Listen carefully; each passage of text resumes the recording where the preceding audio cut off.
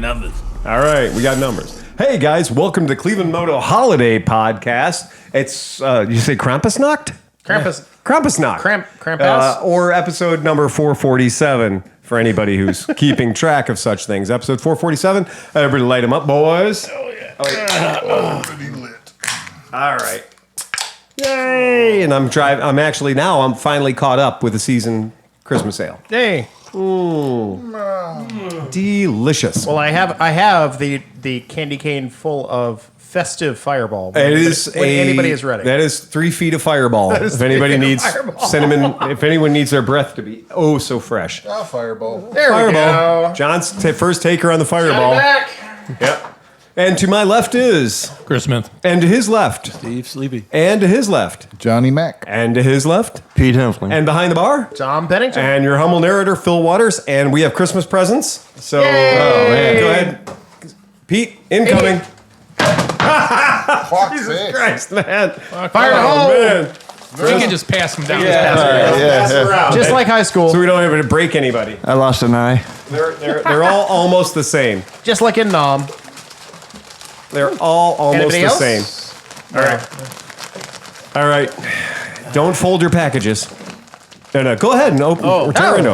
I'm trying to guess. You're trying to guess? I'm All right. squeezing my package. Feels like a spoon. Fondling your package. It's penis. Oh, I said spoon. It's penis. Look at that. So Hey. A multifunction tool. I dropped my spoon. don't drop your spoon. I had one part of my camping kit was fucking lax, and I found the solution. Yeah. Because nothing I own can just do one thing. This is not just a spoon. No.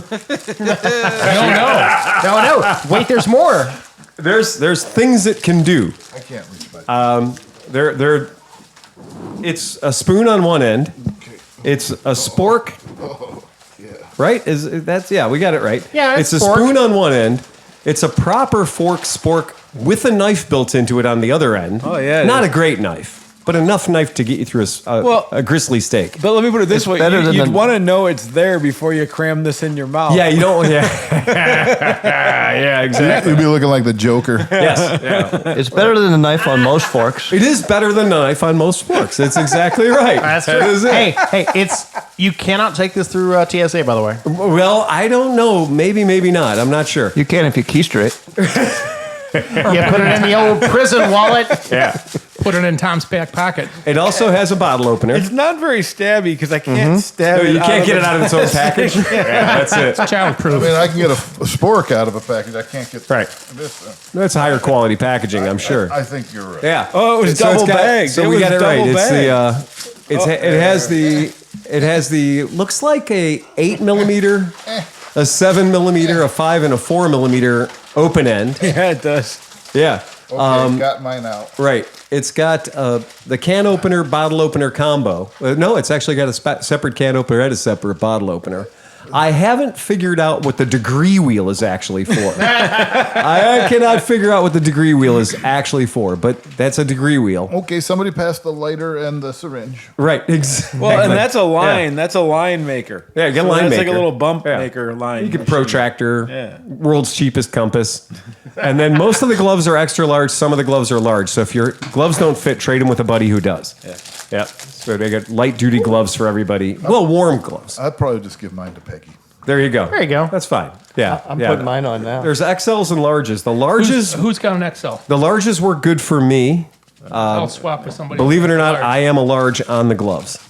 Yeah, I don't know if anybody got larges, extra larges. There's 2 more out here we can tear into for trading purposes or trading purposes. Just hang on to them. Try them out. But there's What did you want? I got mostly XLs. Yeah, I got mostly XLs. These are large. Yeah, then you might want to trade with somebody. Yeah.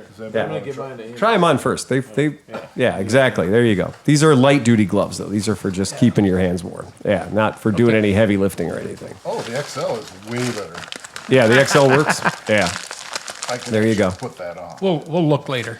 Yeah, you tear into it later on, but yeah, that's our little holiday present, not to compete with Kromke's present from last week. Of who wasn't here last week? He Was there brought anybody? us. What's that? Pete, were you not brought here us- last week? No, I was not Then here. Pete, Oh, there you go. hand it down. Ta-da. boy. So- Pete gets last week's Pete, gift. I'm not going to spoil it then. Nope, Holy don't spoil moly. it. Don't spoil it. The Well, I did get everybody something, but Yeah? it didn't show up. Oh. But since we're doing this, Yeah, I will you do. tell you because it's kind of cool. okay. So what I got everybody is a tourniquet bag for your bike. Because they said 50% of motorcycle deaths could be saved if they had a tourniquet at the scene of the accident. I totally agree. That's great. So this is a thing that you can just throw into your thing. It's a tourniquet. It's 100% Yeah. made for the purpose. Right on. And so if somebody has an accident, hey, we got 50% chance of maybe not bleeding out. Fucking So, A. yeah, That's so a brilliant They were idea. supposed to be here yesterday. Okay, well, that's good. But That's you'll have good. them as soon as I get Yeah. them. Yeah. That's an excellent thing. If you have nothing else, you should have a tourniquet and an Israeli bandage. And the Israeli bandage, nice. You are in the Christmas spirit of the silly hat. Usually, yes. Usually I make the silly hats The, for What Christmas. is that, Pete? This is not going to work, though. This is I believe it's a lighter in here. This is Yeah. a large jug of butane to fuel said lighter. You can fill that lighter 250 times according to Kromke. And that sucker's mean, man. I lit every candle. I lit candles that were like 13 inches deep. That lighter. Just based on the Kromke pocket Yeah, flamethrower. yeah. So the answer is Nice. Kromke brought us fire. He brought fire. I'm going to go on record right now and say thank you, Mr. Kromke. Mr. Kromke. Yep. And also thank you to Patreon member Bronze Cole at the $5 level. right on. Thank you, Brian. Bronze. And bronze. returning Patreon member Matt Davidson Matt. at the $10 level. He gets the jokes. He gets all the jokes. Absolutely. Gets $10 worth. He gets every single month, man. That's going to take us a long time to come up with $10 worth of jokes. Well, around here for sure. Hey. We're not that well. No, our resident comedian over here. Tim Fahey got on you, at the $1 level. You don't get the jokes. He doesn't get the jokes, but it's okay. He'll be all right. And we were talking about Sean O'Hara. Yes. Yes. Sean O'Hara, he is the falconry expert. Yeah, right. No, I realized that like as soon as I last, like, fuck, that is. I shouldn't even have questioned it. Like, it was. He's got the most dangerous birds in town. yeah. Wait, he's a Good falconry dude. expert? Yeah. Does he have a podcast? I'd like to listen to that. I think we should listen to that. Yeah. Because I want to know more about birds of prey. You know, if anybody's going to have the most dangerous birds in town, and it's not Renee, That's okay. right. Yeah. Sean O'Hara. But let me just say though, he's not just a dude that owns one of these birds like that. You shouldn't whatever. Like he does he learns as much as he can. Like he's the kind of guy. He's like more of a conservationist than just a bird owner. And he puts on bird demonstrations. Yeah. So if you want to learn more about birds of prey, Sean O'Hara is the guy to talk to. Yeah. Very fucking cool. Very, very happy to have you guys on board. I can't tell you how much we appreciate it. We really, Nice, we really do appreciate it. So that's super cool. The You know what, Phil? Yeah. I've been drinking a lot of milk lately. yeah, As a matter of fact, That explains the smell. I took a milk bath. I filled up the whole bathtub with milk. Was it pasteurized? No, it's just up to my waist. If you're only at the $5 level, you didn't, you didn't get the that. punchline.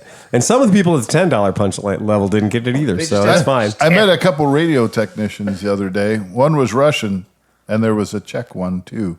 1, 2. 1, 2. 1, 2. 1, 2. So anyway, So anyway, hey, big news around the shop today. I sold the other half of the Jaguar. The other half. Yeah, so like oh, he did show back up. he showed back up. So this kid, young fella, Army MP, Army MP showed up a few weeks ago. Came out, took the Jag for a drive. We took the XJ, took it out for a spin. He was suitably impressed, so much so that right quick and hurry, like next day, he brought me $3K and said, "I'm bringing you the rest in 2 days." It's been a little more than 2 days, folks. In fact, it's been so much more than 2 days that I had completely fucking thought that he'd made a $3,000 donation to the Make Phil Happier Fund. Oh yeah. Because I told him, I was like, deposits are non-refundable, so don't be playing around. Yeah. Right? Don't be playing around. And, this is a right-hand drive Tokyo Jaguar. So this is, it says Tokyo Jaguar right in the back window and all the good stuff, right-hand drive. And he showed up today. He's like, "Man, I'm sorry. He's in the Army, but he's also working another job. So he's in Army Reserves now. So I think his next duty station is going to be maybe Japan. So the answer is he's in the Army now and then. Yeah, right. Now and then. But he came in today and he's like, man, I'm sorry. Because he sent me a message or something like, can I bring you in a check? Now, Is it the One, check two. that John? so when he gave me the 3K back whenever, right? So, more than 20 days ago or whatever it was, when he gave me the 3K deposit, he said, look, I can't finance this because it's a 25-year-old car, but can I bring you a check from my parents? So a cash one and a check one too. And he's a millennial. Millennials don't have checks. I don't know if you know that, but they don't have checks. Right. So he said, can I get a check from my parents? Will you take a check from my parents? And at that point, I said yes. Yeah, why not? Because I just wanted to close this baby out. So I said, I'll tell you what, bring me a check from your parents. He goes, well, it's from Chase Bank, which is where I bank anyway. So I said, all right, yeah, bring me the check from your parents. And Was it a post-dated third-party out-of-state check? exactly. You're going to write it out on the dashboard with a crayon. What he told me, as I've been kind of following up, I said, and by the way, you've lost your permission to give me a check. And he goes, I thought I might have. So today he brought cash. So tomorrow he picks the Jag up. All right. Yeah. So tomorrow he gets his Jag and a 45-day temp tag and just in time for the snow. Yes. That's it. And a keychain. Tomorrow he gets I'm his gonna give him Jag two and nice off Jag he keychains. goes. I got some nice, yeah, off he fucks. That's it. The Jag off Jag he off. goes. Right. At your own fucking pace, man. At a moderate pace. But I'm so happy the Jag is gone. So that's a great day. That's worth celebration. It's off to a much better home. Like they It certainly is. It was only getting neglected from me. It's like they say about boats. The two happiest days of a boat owner's life. Yeah. When you buy it. And when you And sink when it for you the sell. insurance money. That's it. Yeah. That's going to be the happiest day of his life. Is My when- main rule when I sell a vehicle is I consider the sale complete when I've gone 30 days after the sale and I haven't got one dumb question on a phone call. Right? Some, Is that camera actually pointing at us? It kind of looks weird. it's akimbo. I don't know. Sleepy set it up. What? The Is camera. the camera pointing at us correctly? It kind of looks. Akimbo. Askew. Yeah, it's a wide angle lens. Oh, there you go. Right okay. on. It's a Okay, fisheye bro. lens. It'll fit all you fuckers in here. If it's good enough for the porn we shot in here last night, it's good enough for It's the podcast. good enough for anything. Okay, gangsta rapper. Gangster rapper. Hey. Yeah, in case anybody didn't get the joke. It's a gangster rapper shirt. So I gangster raptored. Because, presents. Because of presents. And then I also completed the sale of another dumb Japanese vehicle, and that was the Hello Kitty escargot. Nice. Please tell me it was like a girl with purple hair that matched it. Or something. Phil, Was it Phil, buy one, get two? It was a 70-year-old man. Whatever you do not tell Becky you sold that thing. Okay. The Guess escargot. we're going to have to put that Godzilla sticker on the side of her company. We car. have an extra one. Yeah, we have an extra one. The escargot is escargon, but I have two more. And when you said buy one get two deal, so Chris knows a little bit about the background Yeah. on this. I had one lady that came out and took a test ride and everything else, and I'm buying it. I got a storage unit. I have only purple cars. This is great. I love it. This is the best thing ever. That lady became the bane of my existence on Facebook Marketplace. She strung me along like nobody's business. Oh, I'm going to come tomorrow with the money and And I gave her the world's greatest test ride and her annoying little bitey dog and like all this shit. And she lowballed me and all this stuff. And you know what happened? While she was playing games, well, I just went to the doctor and I got a diagnosis of cancer and all this stuff. And I'm like, hey, that's fine, but I've never tried to use that to get a deal, right? Maybe I don't care about Maybe that. you shouldn't be buying this car. Yeah, right? I Yeah. have more things on your mind. Yeah. Yeah. My Thruxton, the guy had lung cancer. He was going to live out his last 6-8 months at 120 miles an hour, wrecked it in a parking lot, There you go. and then immediately turned around and bought another hey, Triumph So anyhow, right after there and just kept I going. So if could you got to use not- that. be happier that somebody else showed up. And the somebody else who showed up was like, yeah.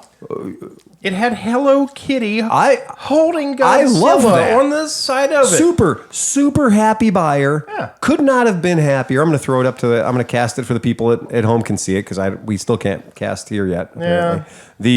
But the good news is the woman who bought it, who showed up with her husband, they have a Volkswagen thing in the garage. Yep. She has a Carmen Ghia. She's got a 71 Volkswagen convertible. These are the right people to buy a 28-year-old or 29-year-old Japanese car, Yeah, right? because it's more reliable than the What was her first, Yeah. what was her first name? Just no, not any personal information, but the person who bought it. I don't know. She's not from here. She's not from from like here. Tennessee. Smith. You don't know her. Okay. Oh, wait. Tennessee? Smythe. Yeah, you don't know her. I don't know. I didn't know her. But you were talking about these cars, and I'm like, I know another person. I'm like, check. Yeah. This person is the Check perfect 1, 2. Yeah. the ghost that keeps on giving. This is the right person to buy that kind of a car. Yeah. And if you're selling a motorcycle and you're selling, okay, you were there when the person crashed Hoffert's with BMW. Oh yeah. I think I was there, but I didn't really see any of that. I mean, it all just happened. Yeah. I wasn't part of it at all. Because Remember, we were both there for some reason. I came up and we were working on the windshield on one of my bikes, my FJ09. and so the guy shows up to buy the bike ostensibly, right? Yeah. And then takes it out. Oh, that whole thing. Yeah. Yes. I wasn't there. Yes. No, he was So like, tell us about that wrong buyer. But I wasn't present. I had to go somewhere or something because I only heard about it. I didn't see it. or maybe you I weren't lined it there. all- Maybe Steve was helping me. He was Yeah. I don't giving me think this really tools. happened. I don't think it really happened. I lined it all up. no. It really happened. I lined it all up. I had to go somewhere, and I came back and heard the whole story. But I didn't. No, So it was bring us up there to for speed it. on that. So what happened is the guy, first of all, like when Steve was talking to him, he's like, well, have you ridden before? He's like, yeah. I mean, look, I'm not a kid here, man. I'm 58 years old, been riding, all that. Okay. Steve's like, okay, man, that's cool. I'll just hold him on, whatever. And the guy goes down and he Has all the equipment, where a full tour crafter and all this stuff. yeah. He Looks shows smart. up with the whole thing. He's got everything, right? The helmet on before he gets on. He goes down. I turn this way and I'm talking to Steve. You can just hear the bike go, pup, pup, pup, pup, pup, pup, pup. And we're like, the hell was that? I don't know. Guy comes walking back. Was this his cop bike, that R11 Yeah. RTP? RTP. So it literally just is on the bars. It's on the crash bars. But the guy came walking around because he couldn't pick the bike up. So he is doing like the world's worst walk of shame. That is the world's worst walk of like shame. he's coming back to tell us that the bike that he didn't buy and is now not going to buy No. because it's too big and he obviously can't hold it up or anything. I would have bought it. I would have bought it out of shame. I would have bought it out of shame. He did not. And so, Oh, that's bullshit. and you know how nice Steve is. Steve was like, Yeah. "Well, it's only a scratch," and so Steve. It wasn't. He was kind of put on the spot because what's gonna happen? But we had to go and help him pick the bike up. Oh yeah. And then he was like, "Do you want me to ride it back?" And Steve was oh, like, no. no, You just crashed it once. I'm not going to let you crash it again. right." And so that was about it. And the guy just kind of slinked away and but like it was just Okay, see you later. yeah, it was so funny because he made such a big deal about him. I'm not a kid. I've been riding for 30 years and it was pretty classic, man. That's If I no, I mean, buyer. I'll be honest. If I show up to buy a bike, number one, it's going to be cheap as shit anyway. And if I dump it, then I'm absolutely buying. yeah. I mean, The guy Like, who it's gonna actually be bought s- it was Sketchy McSketcherson. really? Showed up like Oh, his toothless girlfriend or whatever. His like daughter who was like, oh my god, and she's just like, Dad, this is my dad. This is what I. Yeah. This is my lot in life. This is my fucking. This is what I had to grow up with. He shows up with shorts and a t-shirt, no helmet, and like, well. He's like, I'm going to take it. And we're like, okay, you didn't want to get the title or attempt it? No, I'll write it up to the DMV and blah, blah. I'm like, okay, as long as your money's green. Just cool. Yeah, show me your green dollars. Yeah. And we're all good. but that guy panned out. Yeah, we saw him riding the other day. It was 50-50 whether he'd die or... But we did see him like 2 weeks later still riding. So well done. He didn't die. I had a period of time where I had a couple, 3 of those RTPs in a row because I was getting a good deal on them from International Power Sports Auctions. And the one RTP I brought back, I'd left all the lights on it. So the deal I got, I didn't buy it from a police department that would have been smart enough to take all the lights and stuff off. I bought it from BMW North America's law enforcement training division, where it had never had a radio or a PA system installed. It had never had stickers from a department put on it. And it only had like 16,000 miles on it. So it was the nicest RTP I'd ever handled in my life. It was the cream puff. But it did have all the emergency lighting on it that's not supposed to ever leave and get into the hands of the public. So I had bought replacement lenses because all the safety gear is all basically the same. So I bought green lenses for the lights because I thought that'd look cool. And so I put green lenses on it. And this local person here in Lakewood, who's one of my scooter customers, saw it parked in front of my shop one day and said, "That's a police bike." And I said, it is a police bike. He goes, "I've been wanting a touring bike." I said, "Well, that's a touring bike. That's the one you That's want. a sport touring bike. It has a power windshield." And he goes, "What?" I showed him how the power windshield works, and it came with 2 sets of bags. It came with the cop bags, which are kind of small, city bags, and then it came with the big fuck-off, heavy-duty, big touring bags. Yeah. And I had both sets, and he was in love with it. And he says, "Well, can I take it for a ride?" And I said, "I sold you your first bike not 18 months ago, and it's small." I don't know how I feel about you riding a R1100 RTP, which is not a particularly easy bike to ride for new riders. You got to have your shit together. It carries its weight a little higher than most bikes. Yeah. This dude jumped on that thing after he gave me every penny I was asking for in cash. All right. And he jumped on that bike and he rode it out of our parking lot by our old shop around the corner in Lakewood. Off he fucked into the Metro Parks. He was gone for long enough, I thought he was dead. We were just getting ready to close the shop down for the night. He shows back up, big smile on his face. He's like, "This is great." I said, "It's pretty cool, isn't it?" And he's like, I absolutely love this." And I said, "That's great." He goes, "Do you know this has run flat tires?" And I went, "How do you know it has run flat tires?" Because it did have run flat tires because the law enforcement spec'd out run flats on those bikes. And I said, "How did you know it has run flats?" He goes, "Oh, no, I was looking the bike over and I saw that it said they're run flat tires on the side." I said, "Yes, it got run flats in it." He goes, "How fast do you think you can go on the run flats?" I'm like, "Not very fast at all. Like real slow probably. Just enough to get you off the road." And I still see that guy rocking around here in Lakewood. And he's got everywhere that a normal police bike would say the word police, he just has the word traffic. Nice. Good for him. Okay. I think it probably, and he has a white Schuberth flip-up helmet. Oh, Yeah, God. I'm sure he And does. the bottom of it is the same green stripes to match the green stripes that he's put on the bike, the 3M God. reflective green bikes. So it's like, it says traffic everywhere on it, but it doesn't say police. Right. And he still has the green lights on it. Well played. Well Well played. Well played. I guarantee he can tour in the fast lane and people get right the Nobody fuck would out of say the way. Yes, exactly. At least you didn't get with a Pulitzer. Well, that's what I would have done. Well, it's what is his name? I would have put Pulitzer on it. The British dude in I'm gonna hate myself for this in Houston. Okay, all Did right. the Babe rallies. Do you think anybody in this podcast that's listening is going to be like, "I know that guy"? But you I don't know. No. Yeah, I might. Peter, I might not. Peter, Still British Peter. drawing a blank. Anyway. Doesn't matter. Oh, British Peter. Okay. yeah. Okay, yeah, that story. Yeah, we heard that story already. He had All right. no. That's Skipping kind of a ahead. hard one to swallow. Old limey cock. Old limey cock. He had a Ford Contour that he had dressed up as a Mondeo police car. Yeah. You were on that Babe rally. I remember that like it was yesterday. This is a me and Phil thing. Thank you. Again, I'm still drawing a blank. Hang on. Anyway, I think it's just a Tom thing. he had risers down the side Oh, of yeah, his yeah, car. right, yeah. Because Yeah, right this down the is- side. I remember that. Hey, Hey, check 1, 2. What is going on today? What is his name? Barrett. Peter Barrett. You know Peter. No, you I do. don't. No, oh, really? Peter Barrett. Not Oh, you, yeah. him.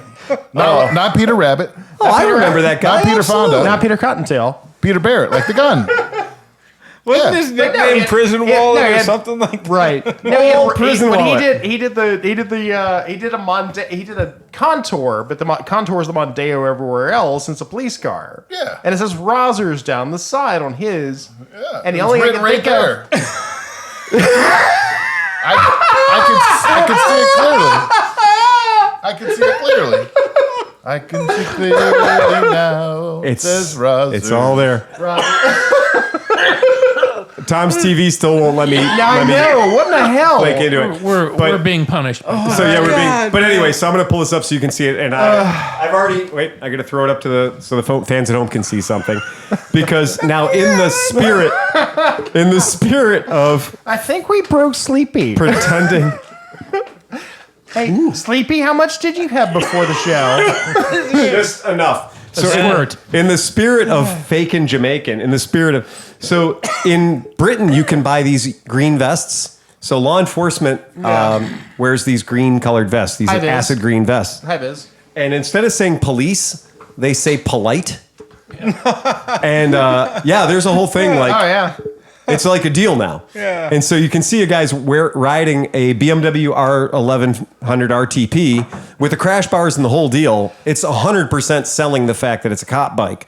But instead of a vest that says police, which would be legal, he has the word polite, which I think sends a very, very good message. Right. Because at first you're going to be like, oh shit. And then you're going to be like, oh, polite. Okay, got Well, that. it's like here when anybody ever sees a Crown Victoria, they go, "Oh my God!" They slam on the brakes, and they're Not like, anymore. "Oh, not anymore." I think we've got that out of our systems now. I hope. Because a fucking Explorer in my back window gets all my Oh yeah, attention. no shit. I get a soccer mom back there with a blacked out Explorer. And you put a bull bar on the front of it too. They That's all like do. guaranteed. They fucking all do. And it's always a soccer mom or something Yep. with the tinted out windows. Little midnight sun sticking out by the Yeah, and I'm corner like, window. you motherfucking, you know. Spotlight. Yeah, and I'm like, What asshole buys an Explorer in this day and age? You can buy better cars. well, the interesting thing was on some of the government auctions, Judgy. there were Have you owned an Explorer? on the government auctions. Because I mean, I have. It depends on which kind. If it's an Anal Explorer. I've got one right here. I do all the police auctions. No, that's a beer bottle. and But the okay, government you do you. auctions, and that's where I was finding these BMW police motorcycles. Yeah. And Hoffert, Grumpy Sewer Guy, is famous for letting me know about police bikes up for sale before I would ever fucking find them on my own. Well, he lives on He those does. sites. Gov deals? Yeah. He loves that shit. Yeah, I've been on a couple of Nighthawk 250s that way myself. Well, what I was very impressed by is I saw a Ford Explorer with 60,000 miles Oh, that gosh. Steve sent me for $5,000. Yeah. And I was like, well, that's a car. That's like a car with four-wheel drive and a motor in it. You can drive to work every day for very little money. And so I was about to do that whole just like, I'll just buy that. And I'll drive down to, wherever the fuck it is and pick it up and drive it home. But fortunately, all of our friends, Shane Post at Post Automotive, has worked on every car known to man. And I said, Shane, I got a line on a 60,000 mile Ford Explorer. And before I could get the out, he said, don't buy it. And I said, but every police department on the planet has these. He goes, don't buy it. And I said, but it's got the high output cop motor and all the shit. And he goes, don't buy it. And I said, why? And he goes, I won't work on it. And I said, you got to be fucking kidding me. How bad are these things? He goes, oh, they're bad. And I said, how bad can they possibly? He goes, I'd rather you bought a Dodge Charger police car than a Ford Explorer police car.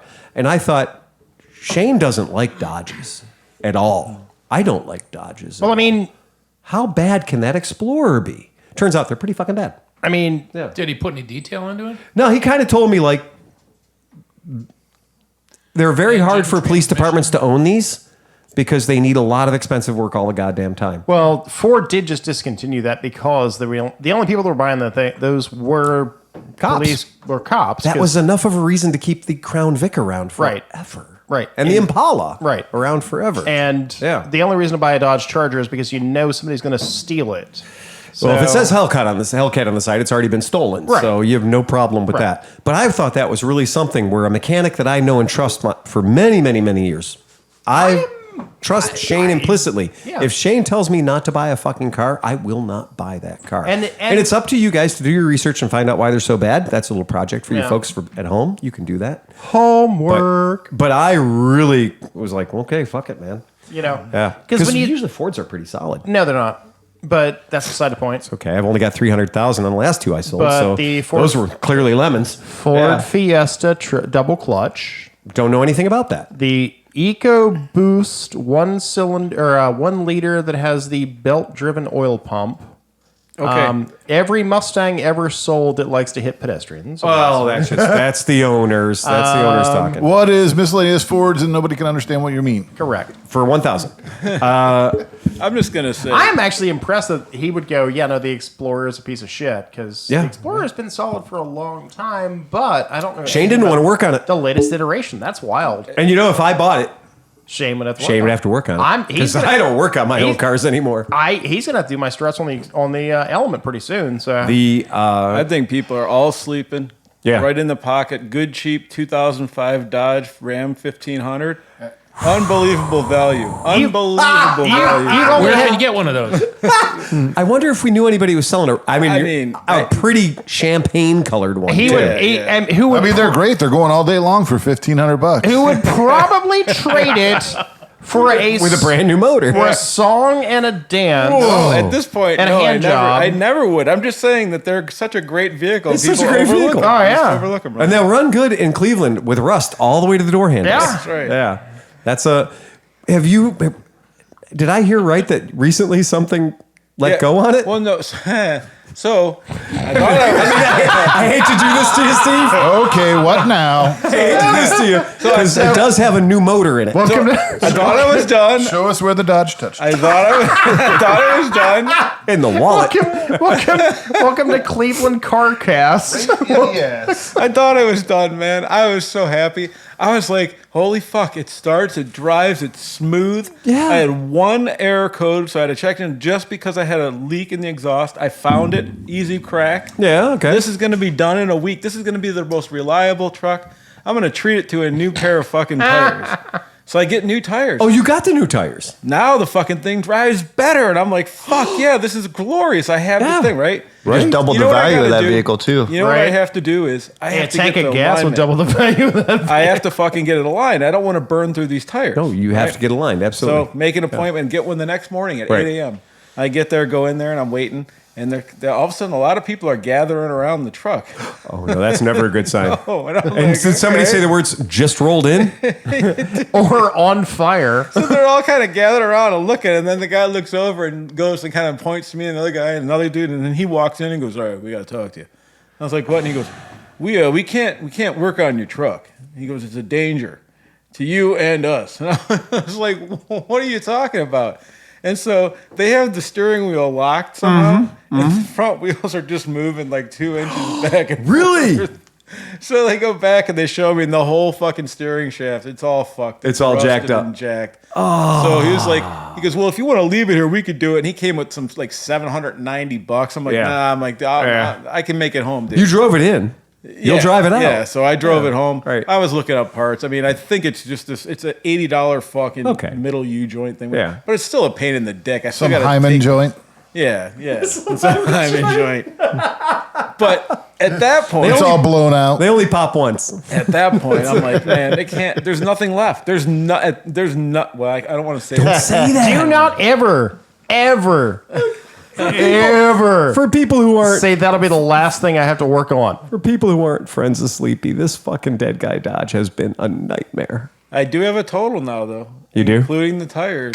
Yeah. I'm at $10,240. You know, all right. I'm gonna say it. A lot of that was Summit bucks too. Yeah, no. I was gonna say, yeah, and that's you without, saved a lot of money. I did. I'm gonna say this. What is the least expensive truck you can buy? You can't for like when this thing if once it stops braking. Dude, I'm gonna let you know a secret. It says Dodge on it. It will never stop braking. Isn't it power But windows? Continue. It does have power. It does have power windows? Stop talking about them though. Get ready. You're gonna love this. You're gonna love this. The power windows will break the same day that the air conditioning They're breaks. called they're called window regulators. You're gonna love But this. all the things you're talking about are luxuries for a fucking work truck. I just want to drive the thing for a while. If I have to fucking Oh, no. grab it with pliers and pull it up enough to not get rain into the cabin, I'm fine with that. I just want to run. Oh, I feel so bad. I figured out I'm going to fix the my Saturn's oil sender issue thingy. Yeah. The oil light's on and it chimes all the time. But I found out that it just plays the chime through the driver's side front speaker, so I'm just going to disconnect that and it'll be fixed. Wait a second. How often does it make the noise? All the time. What? Really? Really? Ding, ding, It just- ding. The light's on all the time. But it makes the ding noise Yeah. when the check engine light's on? When the oil pressure light is on. Oh. You ever Oh, so in addition to a red flashing light, Just it a red, also, solid red light. solid red light, it also gives you a little auditory reminder to look at your dashboard. Oh my God. if this was an 80s Dodge, it would say, "Hey dumbass. Hey dumbass." It would hey, say- I mean, dumbass." I'm Your sure door it's is not ajar. oil pressure. I replaced the center. I tried to fix it. It's still not working. So I'm just going to It's just a bad oil pump. rip the door thing off, just disconnect that speaker, and away we go. Yeah. $500. I mean, I'm not really getting involved in this. What I can tell you about Japanese domestic vehicles is that by That's law, South Korean. yeah, by law, Japanese domestic vehicles must alert you when you're going over 105 kilometers per hour because the national speed limit in Japan is 100 kilometers per hour. So if you're going over 105, 64-ish, 62-ish, they start with the bing bong, bing bong, bing bong. And I can tell you that Nissan, Toyota, Mitsubishi, Daihatsu, Suzuki, they all use different methods of making that bing bong. And they're not always what you'd expect, like a little piezo speaker hooked up to the speedometer somehow. There are various different degrees of fuck you. And I have been lying on my You back. go too fast. Yeah. I've been lying on my back under the dashboard of a Nissan, pointing to things. And maybe that does it. Maybe this strange thing does it. So the only way that we've been able to truly figure out what makes the noise is for Merritt to be driving the car at over 100 kilometers per hour and me to be laying down on the floor Disconnecting stuff. touching things, figuring that if it has an auditory tone, I'll bet you there's a vibratory component as well. But at 65 to 80 miles per hour, it can be somewhat hard to find the item that's making the vibratory thing. There is a whole line of jokes there that even our Patreon level at 20 I wouldn't. have successfully found 80% of these noisemakers. I can assure you, though, that the one that exists in the Toyota Crown station wagon, remember that white one I had that was all luxurious? Oh yeah. I'm convinced that noise comes from the home office in Japan. I think it's transmitted through the radio when you get over 100K, because I fucking drove myself insane trying to figure it out. And on that one, it's the most pleasant, peaceful ta-ting, ta-ting, ta-ting. But what I learned was you can't turn the stereo up to beat it. Because as you crank the stereo up, That's what I did in the Saturn gets because it's louder. playing through the it stereo. goes up. So if you turn the stereo up, it beats it even though it's playing through. It doesn't amplify that, so you can drown it out. Oh, yeah. But no. No, Not on the Crown. Not on the Crown. The Crown got me, and I was like, "Son of a bitch! I'm gonna have to rip the radio out of this thing." The guy I sold it to did a beautiful job, like put nice rims on it, slammed it, all kinds of cool shit. And he's like, "It's got original factory Japanese radio in there," and I was like, "Yeah." And he goes, "I'm leaving that in. I'm leaving that in because that's fucking cool. I'm leaving that in." I was like, "Well, it doesn't get any FM radio stations above like 89." Because Japanese circuit's different than ours. Like their FM frequency band is different than ours is. He goes, "I don't care. It's fucking cool. It's so cool." And I was like, "Well, now that I've got your money, I'm going to give you some bad news.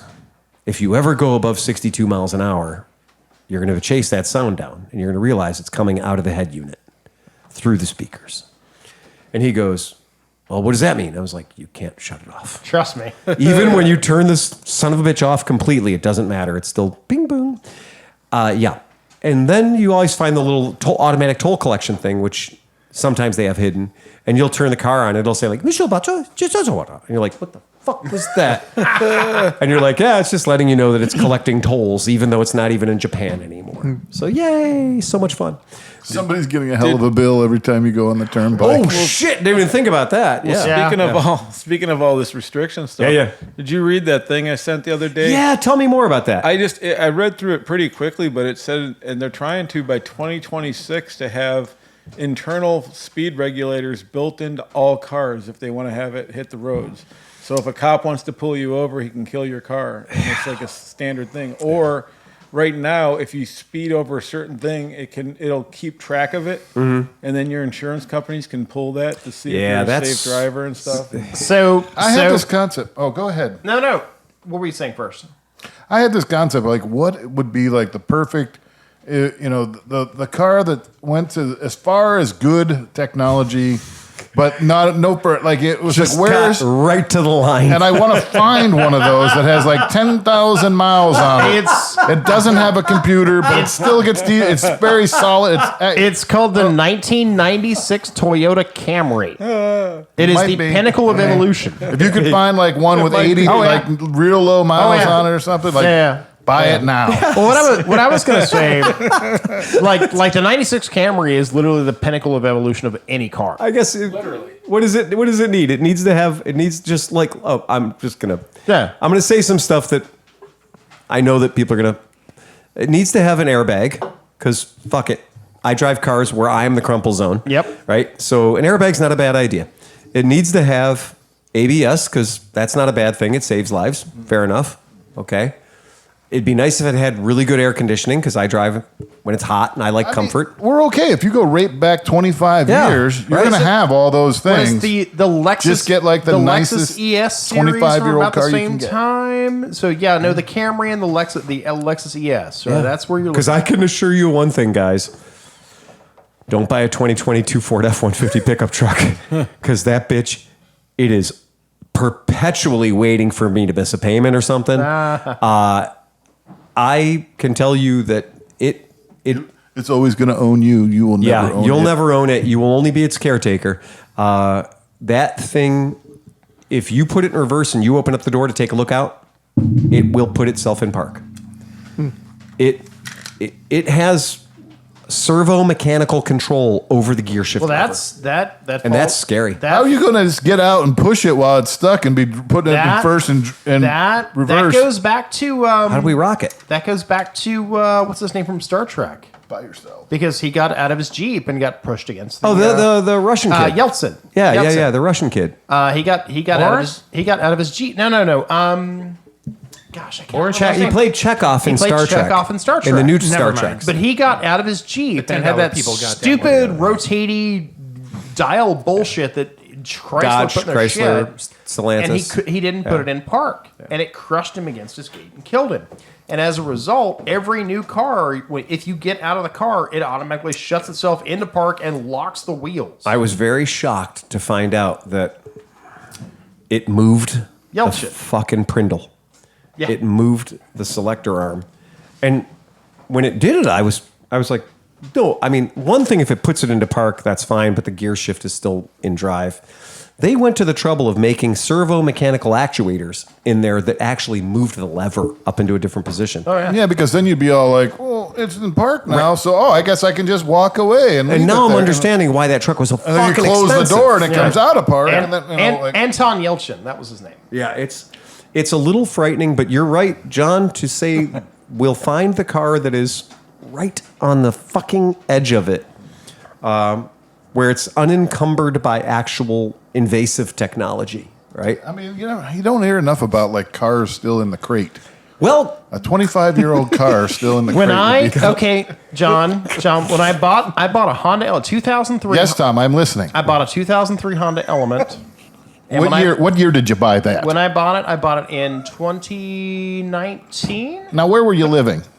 New Orleans. Okay, you were living in New Orleans. Uh-huh. Okay. Yeah, and it had 23,000 miles on it. Were those highway miles or city? No, it was old woman miles, which is the worst part because that fucking thing has cost me goddamn $10,000.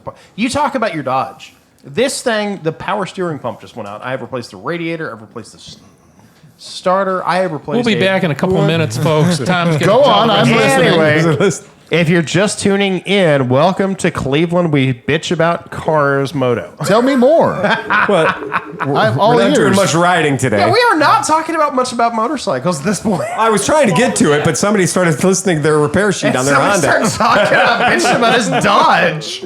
God damn. I got 2 words that'll Welcome solve to all Car your Talk. problems. Hey, don't drive like my brother. Hey, who the fuck is this? Hey, it's Pete. Don't drive like Oh, my shit. brother. I didn't even see you sit beside me. I have a new lover, and it's a Honda Fit.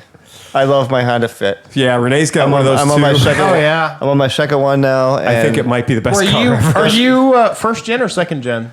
I had a first gen. I just sold, and now I'm on a third gen. Third gen. Dang. Because Renee's got the first gen. I have no Which idea is what literally- gen well- it is. It's a Honda Fit. Well, no. It's adorable. You got to pick it up and look underneath it. Back in the back. like the Matchbox car, you lift it up and look underneath and see what the generation it is. The first gens are actually because the second gens, the automatics go to the CVT, which is the downfall of the second gen. But it's even then, it's not that bad. But the first gens are conventional automatic. And they had independent rear suspension Ah. too. The second gen, third gen went to a And then axle in the they rear. discontinued the Fit because the HRV, they wanted to go with the SUV model, so they went with the HRV instead of the Fit, which really sucks. So, But like the HRV is not a bad car. It's just, To- it sucks that they discontinued the Fit. John's point, We're talking about cars instead of motorcycles? no, we're talking about cars that haul motorcycles. Oh, the Fit won't do that. Oh yes, it will. I'm gonna. It'll haul a Honda Monkey. Don't we know? Hey, I've seen a lot of impoverished young men bring scooters to scooter rallies in the back of a Volvo 240. Yeah. Because you do what you can when you can't do much, right? But there is a car, and Toyota just announced a $10,000-ish pickup truck, Yes. the IMV. And Okay. Hold on. hold on, John. I'll let you go ahead and say what you're going to say. No, it's legit. I'm ready to shoot you down. It's okay. Oh, gosh. It's a work truck. It's got crank-up windows. It doesn't have lane maintenance. It doesn't have lane keeping. It doesn't have it's proximity sensors and backup cameras. It's got three hardened and mounting they're not points. letting it into America. Yeah, but you're never going to buy that for Oh, yes, I $10,000. am. Never. I'm never going to buy it for 10 grand. You're right. You're never getting one of those for $10,000. They've- That's just like the Yeah. they're giving the Gladiators 20. You can Yep. buy a Jeep Gladiator Right. $20,000 off. You're under 15. No, that's And- just all marketing hype. So they said when they first came out with this concept, they said 10 grand. Not in U.S. money, by the way. Not in any money. Now they're saying it's going to be closer to 12. Here's my statement. This is a legit work truck. It's basic. It's basic as fuck. I've got friends in Mexico. I don't care if you have friends in I- the Vatican. I don't care if you have friends at Toyota Yeah. in Japan. Yeah. You're not getting a Land Cruiser pickup truck for $10,000 ever. I will pay up to a considerable amount more than that. Will you pay $35,000? No, I won't spend 30. Then you probably won't get one. You're right. You're right. they're not going to sell anything cheaper than a Tacoma. Oh, I disagree. Because I've been in some Tacomas. Okay. And even the cheapest, shittiest $30,000 Tacoma, which is about what it's going to cost you to get the shittiest two-wheel drive, four-cylinder Tacoma, Yep. is over, Steve sold his over used, 30. Sold his used one, which was 5 or 6 years old, for $29,000. Oh, yeah. And it had been hit. I mean, that truck had seen some things. My former boss, he had a Tacoma 4-door that had 90% totaled, but not enough to total it completely, and they rebuilt it, and he still got 20 grand out of it. Stake bet. Yeah. If I can buy this thing in Mexico for around $14,000,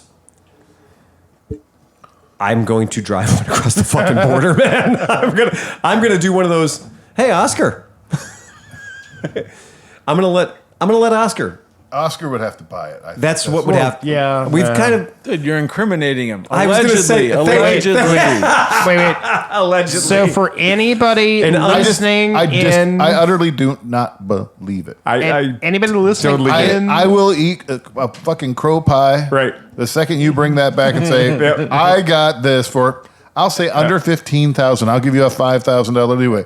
There's no way in hell you're getting that for 10 grand. You're right. You're absolutely right. And I predict you're going to be right on the money. But if I can have it for 14 or 15, I think I'm going to have it. How's that Cybertruck coming? Oh, yeah. Ooh, did you see what happened to that? Ouch. That hurts. There's a lot of people sitting on $100 Cybertruck deposits right now that went, whoa. You said 32,000. Yeah. And now it's 100,000. Base is 68 for a one motor rear wheel drive. It's double exactly. Yeah. It's double exactly what it was advertised as. Or what it was Yeah, sold but as did you when you see got your what they deposit. dropped today too, though? What they dropped today? All I did wanted was the Cyber Quad. The tractor pull. So they did a Ford F-150. They did a Ford F-350. They did some other. The Rivian. The Rivian? And then they did the Cybertruck? And Was that on the Fast Lane Trucks thing? No, it's on the Colorado it's guys? on Tesla's. Oh, it's corporate. Yeah. Tesla. But that's the $100 and some $1,000 Beast Mode. Beast Mode Cybertruck. Yes, Yeah. that they also did a drag race against the Porsche 911, and it had a Porsche 911 on a trailer behind it, and it beat the Porsche 911. And by the way, I just like the humor behind that. Yeah. That's the whole like, do you want to see my whole dick or just enough to win? yeah, Now here's the whole thing. Right, now here's the whole thing. What the hell? That's it. That's, again, we're talking about a way to move your motorcycle from point A to point B. Yeah. And when the Cybertruck thing came along, I was like, I sell electric motorcycles. It might be funny for me to deliver your electric motorcycle in the back of an electric truck. A shtick, a gimmick, A gimmick, right? without being like Yeah, look at this guy. He's cool. He delivered my electric motorcycle in the back of an electric truck. And the truck squatted down in the back and had its own ramps. Right. So the bike could drive right up into the back of it. and then I shot at him because he was on my property, and the window deflected the bullets. Oh, wait, perhaps. Right. I mean, perhaps. Whatever. Well, that was a selling point of that right, piece of but trash that Cybertruck was- that you could shoot at it with a gun. None of it- And he proved it wrong. So None of it. Not one little bit of that would have mattered. Right. Had they delivered the thing for the $32,000 that said they were going to do it. Yep. And the fact that I've changed my thinking on a lot of things electric. I may have swung a hard 180 on the whole thing. Did you give him back his cocaine allowance? Yeah, we did. Okay, I was wondering. That's funny because I was just wondering if he was on his meds or not. Oh no, I'm way off my. Wound meds. up. But right now, if somebody says, "I'll give you $85 for your $100 deposit," I think that's fair. I think that feels pretty fair to me. I know Elon will give me the $100 back, so he said Baxies are okay. He said we're okay with Baxies. Actually, he said, fuck you. Yeah. No, actually, no. He said Baxies Was are it- okay. Was it a non-refundable deposit? No, it is totally refundable and it's in black and white.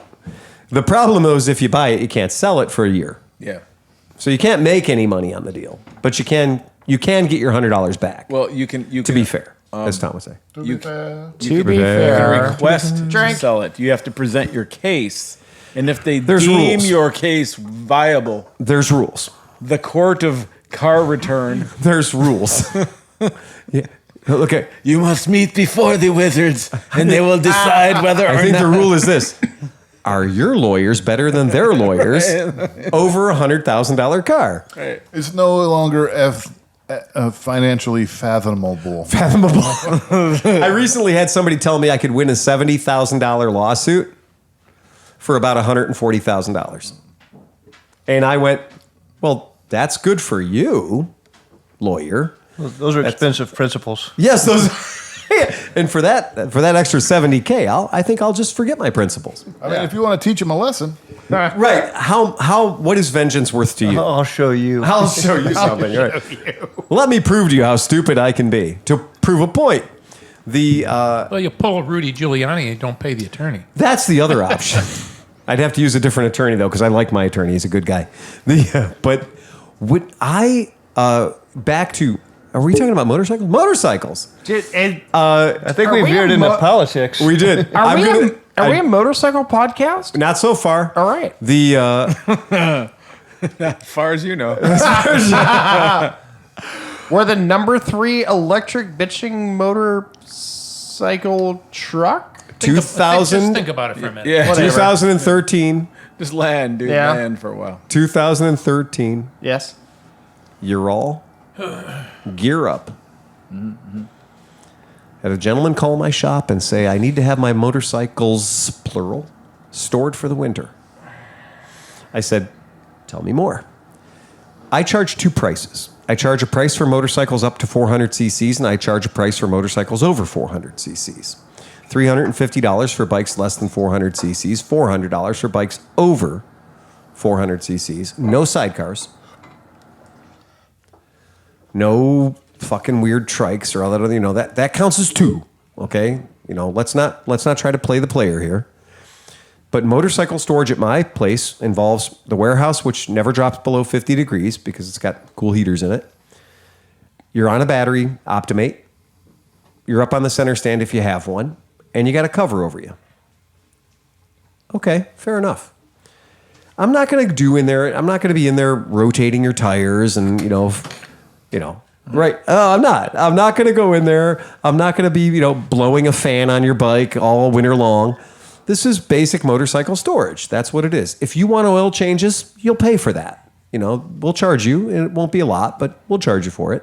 And it'd be a good way if you want to get some accessories put on. Probably get accessories put on real cheap, considering I'm going to have your bike all winter. And you're probably not going to call me and be too much of a prick about it. But you're also not going to get in and out privileges and all that stuff. It's storage. You're dropping the bike off, and we'll see you again around April. Right? That's cool. And if you got to get out early, not in your garage. it's not in your garage, having your snow dripped on it from your Chrysler or whatever, and your kids aren't hitting it with the lawn, with the Toro. Put your snow blower where it would normally be. Exactly. Right. Enjoy winter. So the guy calls me and he says, so I've got 4 motorcycles. I want to tell you this man's garage. Triumph Speed Triple. Okay. Now, we know he's here to play. A Dyna. And not an old Dyna, like a 13 Dyna, right? Okay, kind of weird. Did I mention the Ural Gear Up 2-wheel drive? Okay, kind of interesting. A Royal Enfield Himalaya. Okay. I can almost see this guy now. Kind of a weird garage, right? Kind of a weird garage. No, I've seen this guy. And then he says, and I've got another Himalaya. Bilateral Himalaya? Bilateral Himalayas. I really thought there was only one Himalaya, but if you have a Himalaya, shouldn't you eventually get a Princess Leia? or you should get a Huralaya. A Huralaya. A Hialaya. Wait. Come on, I want a Leia. Come on, I want a Leia. Come on, I want a Leia. I mean, I want to look at you down there. So the fella, we talked about this. We had to negotiate a price because this is turned into 5 bikes. Right. And I'm going to have to pick them all up, by the way. Plus a I sidecar. didn't clarify that. And he's in the Heights. And a sidecar. He lives like 3 blocks from where he used to live. I might know the guy. Here we go again. again. Come on, I want to So, you know what was my favorite part about this entire adventure, though, is the guy's like, but I also might want to sell them. I think I know this guy. He's moving, and he's not coming back. Oh, yeah. And he's moving to sunnier climes. And he said, you know what? I would just rather sell the bikes up here than to transport them all down there and sell them down there after I get there. English accent? No, not so much. But you know what I thought was great is the guy says, like, so give me a price to store them and then give me a price to buy them. And I went, well, if I charge you $2,000 to store them, I can probably buy them off you a lot cheaper in the spring. And he's like, oh, I didn't realize I was walking into that. I went, yeah, you're kind of walking into that. This guy's a master negotiator. I've got a solid $1,500 for that gear up. So, Well, I don't know if our podcast listeners have ever transported a motorcycle called a Ural. They don't fit into the back of pickup truck beds real fucking good. no. And they don't fit onto the back of a Kendon trailer Nope. real good. You kind of got to have a landscaping trailer. Yep. That's kind of how you do it. Yep. If you try to put the thing in the back of a pickup truck on your own with a couple of boards, you're probably going to get hurt. And if you don't have a couple of friends with you, that's going to get ugly real quick. So in the negotiation process, I said, I'll tell you what I'll do is I'll swing by with the pickup truck. I'll take a look at your situation. I can take 2 bikes away with me right then on the spot. Speed triple, a couple of Himalayas, whatever. The Dyna's going to have to probably go on its own. I'm not going to try to double up 2 Dynas in the back of my pickup truck. I can bring the little trailer out. We'll take up to 4 bikes at one time. But I'm going to tell you right now, my friend, I'm probably going to be riding the Ural, the Gear Up. Yep. I'm probably going to be riding it from your house to my warehouse.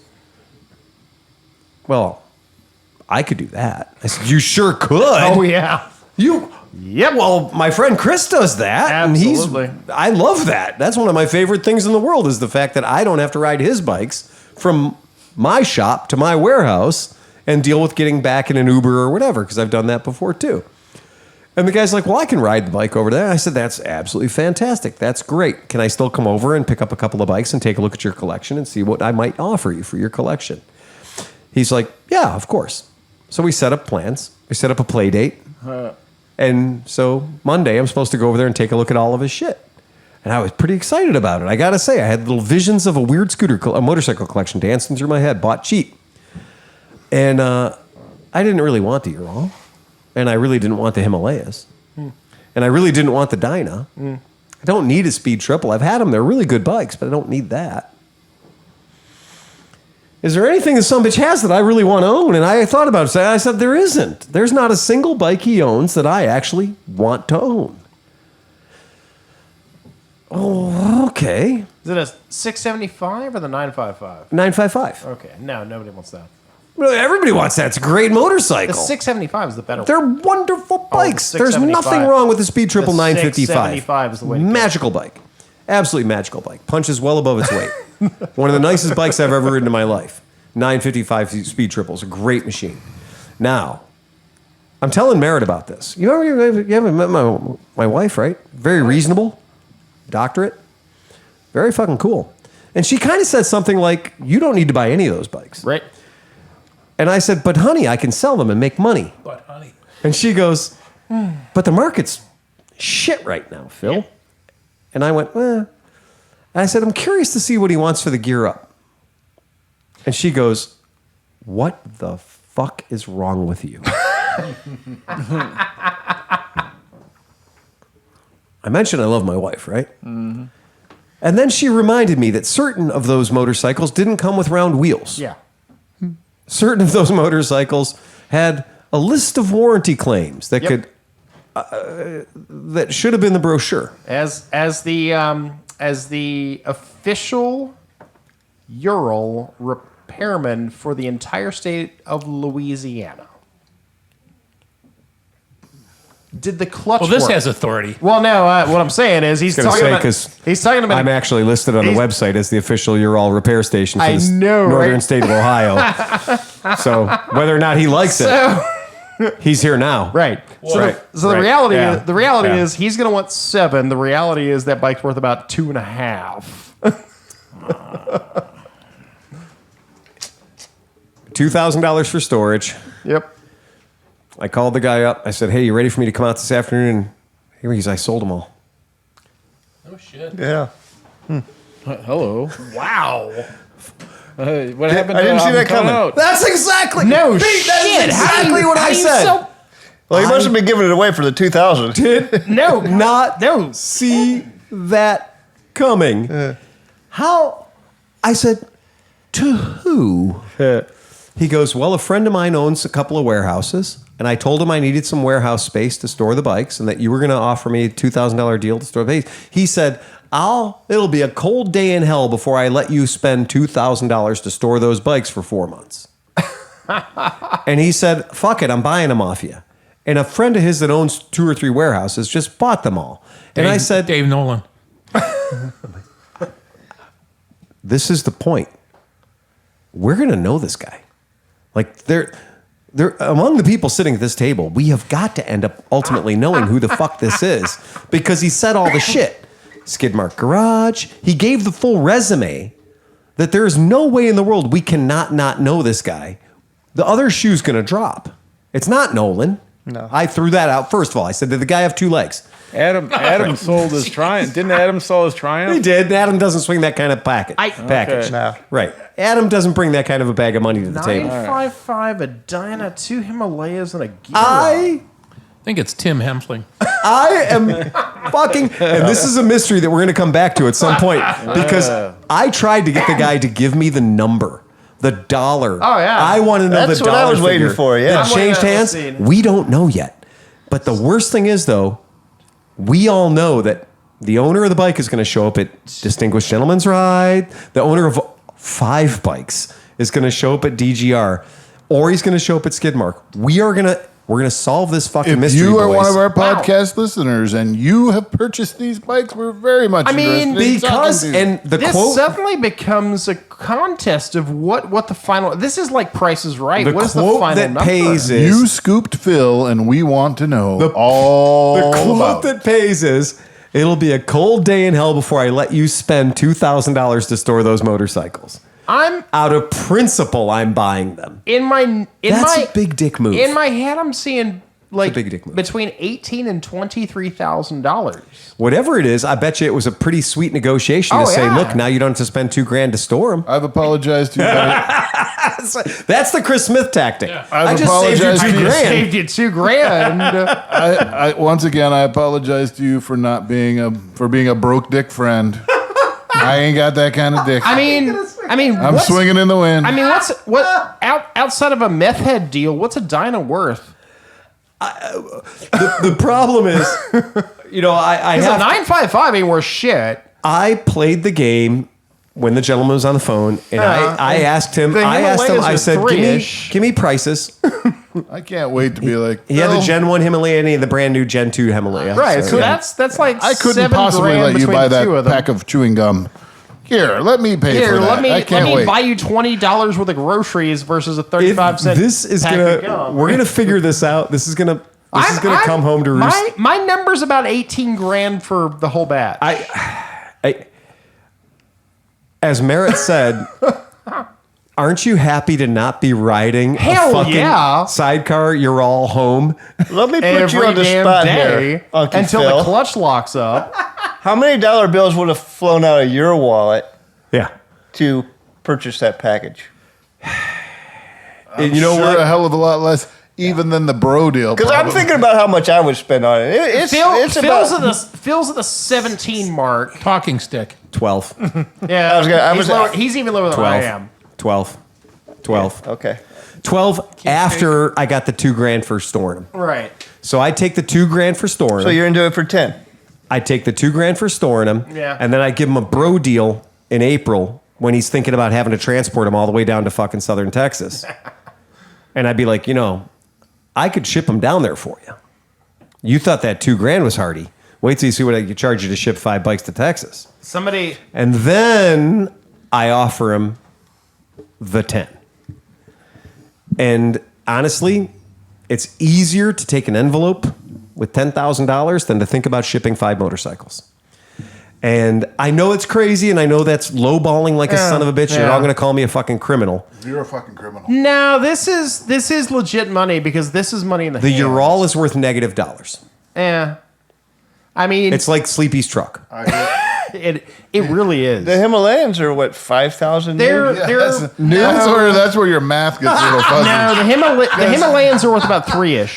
They're in the 3s. Let me clear my throat. Hey, you interrupted. 5 bikes you for interrupted me earlier. $10,000 is not correct. No, it's not, but it's funny. Because at least 2 of those bikes are worth $10,000. So I mean, what's yeah, I mean, I'm sure you would have offered that, but like I said, you never know. Like I said, outside of people just will outside of give a you drug bikes, deal, and so maybe this would just be that case where you would win. what's a Because Dyna, lots of times you would win. what's a Dyna worth outside of a drug deal? I mean, Steve McQueen's Triumph is worth $16,800. I got it for $6,000. Yeah. With 900 miles on it and about $1,800 worth of accessories. I don't make a deal unless I hit a home run. All you can do is say, this is the deal I'm offering. Shut the fuck up, and if they take it, you're not an asshole. You got to hit a home run. It's fine. There's got to be a home run every once in a while, because every once in a while you get something else that you totally fucking... I mean, in your world, you have to hit a home run every time. oh yeah. You got Well, bills to pay. the Yes. real problem is from a dealer standpoint, you would be stuck with 7 bikes that you have to turn into money. If you could make, my rule on everything is if I can make it in retail, I don't care whether it's a Honda PCX or, whatever. Did you say a Yamaha PG1? Whatever it is, I got to make $1,000. So by the time everything's said and done, if you're giving me a $600 or $700, margin on a bike, that's actually not enough. By the time I do titles and by the time I do everything else, I'm not really doing that well making $600 or $700 on a bike. And that's retail, because getting that $600 or $700 is really expensive. Really expensive to get to that $600 or $700. And when we look at that stack of bikes, Tom's saying 17, 18. I'm saying I need to retail those out. I need to be 17 or 18. Well, the triple is, how old is that? It's old. Yeah, that's old. That might be a $2,000. That's what I was kind of going. The Dyna is never. I mean, $2,000 for the Dyna. Do you know the problem? Even a was? 2013 Dyna is probably worth The guy hates $3,500, $4,000. The guy hates the Dyna. Yeah. He hates the Dyna, and it's a twin cam 88. So Yeah. it's got its problems. He hates the Dyna. He wishes he never would have bought the Dyna, but in his brain he still thought it was worth $10,000. I know to you and I, the Ural is worthless. The urinal, But yeah. there are people who would give decent. There are money people for that do, and I mean those sell brand new 'Cause- for like $16,000. Yeah, I was going to say. Oh, that's so I disgusting. mean, because we're looking at getting rid of Steve's, and Yeah, it's like, well, probably $3,500. I know. Yeah, Should be able to do that. I spent about $2,000 to buy that Art Deco. When you talk about fools and their money, Yeah. there's lots of fools Yeah. who look at a sidecar and be like, "Oh, that would be so cool." No shit. They picture Wait. they picture a dog in the sidecar that they don't even own yet. Yeah. They're like, what kind of a dog can I put in the sidecar? I got I'm a gonna- dog. I'm waiting for a fucking sidecar for I my could dog. see man. me and my dog riding you from can- here to California. Steve, you got a truck for your dog. What are you talking about? Your dog's pretty fucking big. That's a Great Dane. I know. I don't think your dog would fit in Sleepy's or in GSG's sidecar rig. Really? Damn. All right. Because I was like, $3,000, man. Me and my dog. Because that's what you said. Yeah. I'm just imagining her with goggles and her ears fucking See, flopping. that's what happens. That's why people buy I'll tell sidecar you rigs. what. Anytime you're ready, bro. You Yeah, just come on he's got the by. keys. I've got the keys. He's got the keys. Take it for a test ride. It's a 600cc home. Ural. pick up Kaya. It does drive really nice. Go for a fucking. I mean, ride. I'll say that. It's unencumbered by a driven third wheel. I mean, you could take your whole family to church in that thing. Correct. I see. Including the chicken. That's it. I wouldn't do it like that moment. We talk about the one that got away. Well, this is 5. This is 5 that got away. And I was grousing. I was straight up like, I'd have made $2,000 on storage, blah, blah, blah, the whole deal. And my wife was like, what the fuck is wrong with you? That's the best thing that ever happened to you, is not getting involved with that shit show. And I'm sure they were all nice and It would have beautiful. sucked. Every one of those bikes has some fucking stupid fucking thing wrong with it. And By the time just they dealing sell, with all the people who are going to answer the ads. Yeah, when was for the last time Himalayas. this dude rode most of those bikes? you know what? Again, You could have been walking into carbs just fucking clogged and who knows what, man. hey, everything. I was so crabby. I was like, oh man, I could have done a great deal. That would have been great, the whole deal. And she was just like, you're so fucking stupid. You don't even know when a good thing's happened to you. She goes, really? How much do you like selling Softails? I was like, I don't like selling Softails. Well, what about Dynas? My wife hating on Dynas from a distance. You literally Trained her walked, too well. you literally walked past a window and a piano smashed into the ground. Right after. And you're like telling your wife, you're like, I could have caught it. I would have had a free piano. I'd have been in the hospital for a while, but I could have had a free piano. I would have got it. It's Oh, man. Dude, it was a Steinway. When the guy was talking to me about the collection, you know what I'm doing? I'm sitting at my computer and I'm just and I'm just drilling down JD Power. I'm looking up Kelly Blue Book and I'm looking at and I saw that dyno and I was like, oh yeah. And you know, Harley Davidson does that shit where they lie to you about what it's called, and they don't want to say the word. They don't want to say the word Dyna anymore because it invokes images of your brother-in-law going to jail. Won't you blow? Right? You know? And so, but they did. He goes, it's a Harley Davidson. I said, well, which one? He goes, it's a street bob. And I went, street bob. And I was like, street bob? Hold on a second. Street bob? What the fuck is a street bob? It's a street bob. And I looked it up and I went, oh, it's a fucking Dyna. And he goes, it's a street bob. And I went, no, that's a fucking Dyna. And he goes, it's a street bob. And I said, have you seen the movie Pulp Fiction? And he goes, yeah. And I said, Grace on the side. It's not a motorcycle, it's a chopper. Mm-hmm. And he goes, yeah, it's that same bike. And I said, it's a fucking Dyna. Right? And he goes, oh, I said, it's got 2 shock absorbers in the back. And he goes, yeah. And I said, it's a Dyna. And he was like, he only knew that it was called a street bob. And I was like, God damn it, you fucking. And not even a good one. It's a twin cam 88. It's a chopper, baby. Twin cam 88. Hold on. Yeah. Street bob sounds like a derogatory term for a male prostitute. Like it's just,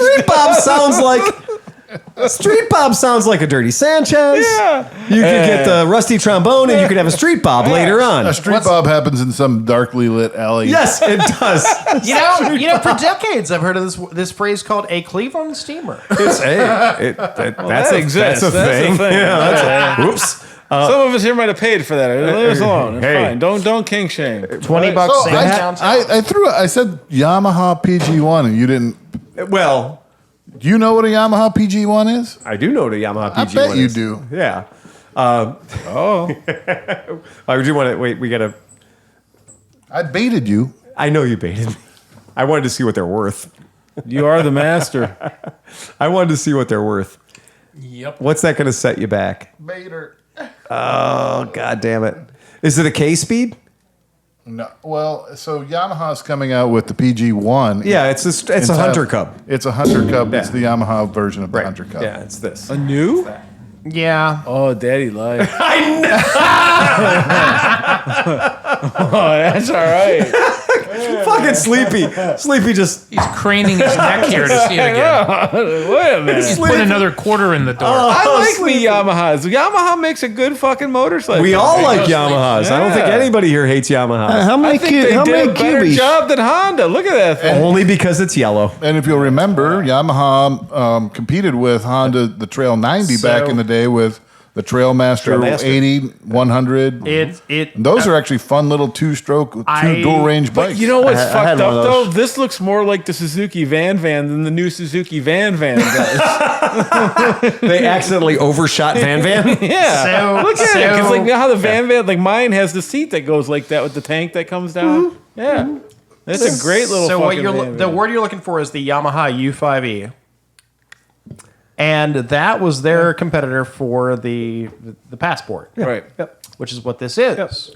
And my big question is, are they going to offer the Pink Lady? Well, here's the Pink Lady. So you guys can see the Pink Lady. 1969 only. Yep, 69 Pink Lady.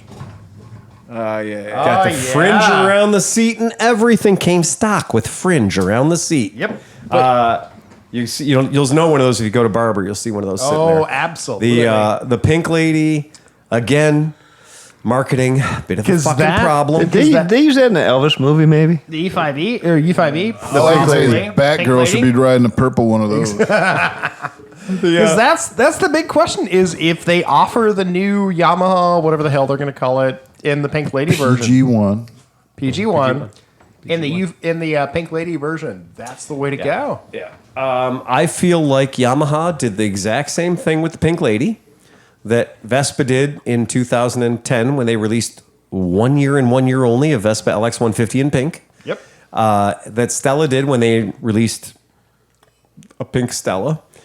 And then I could buy them 6 at a time because that was the only way they could sell them. Pink in the middle. Pink in the middle. And we took black ones. We ordered black ones and we took 6 black ones and we took 6 pink ones and we smooshed them together and made 55 Crown Vics out of them. They were all black and pink or pink and black. And so we had 6 that were pink and black and we had 6 that were black and pink. And that still took forever to fucking sell. The genuine Not good. Black Cat. How did you get to that? Because you're talking about one-off Just freaking said the word genuine and things black. that didn't sell. No, the Black Cat did great. Oh, yeah. I sold the shit out of Black Cats. Oh, yeah. Bill Marar bought a dozen Black Cats. Yeah, we off bought of me. 20 of them in New Orleans Yeah. because they were for like $600. All right. a piece. Our motorcycle training program bought them. Can we talk about something very important? Okay. And this Your Dodge again? No. This is motorcycle related. Yeah, and yeah, it yeah, also yeah, yeah, is yeah. so boner inducing that it's caused me so many problems. Here we go. Can we talk All about right. the CF Moto Papio SS? What? The CF Moto. That was the Papio one. He's been SS. posting this Dude, thing. It's a cute little dual headlight front.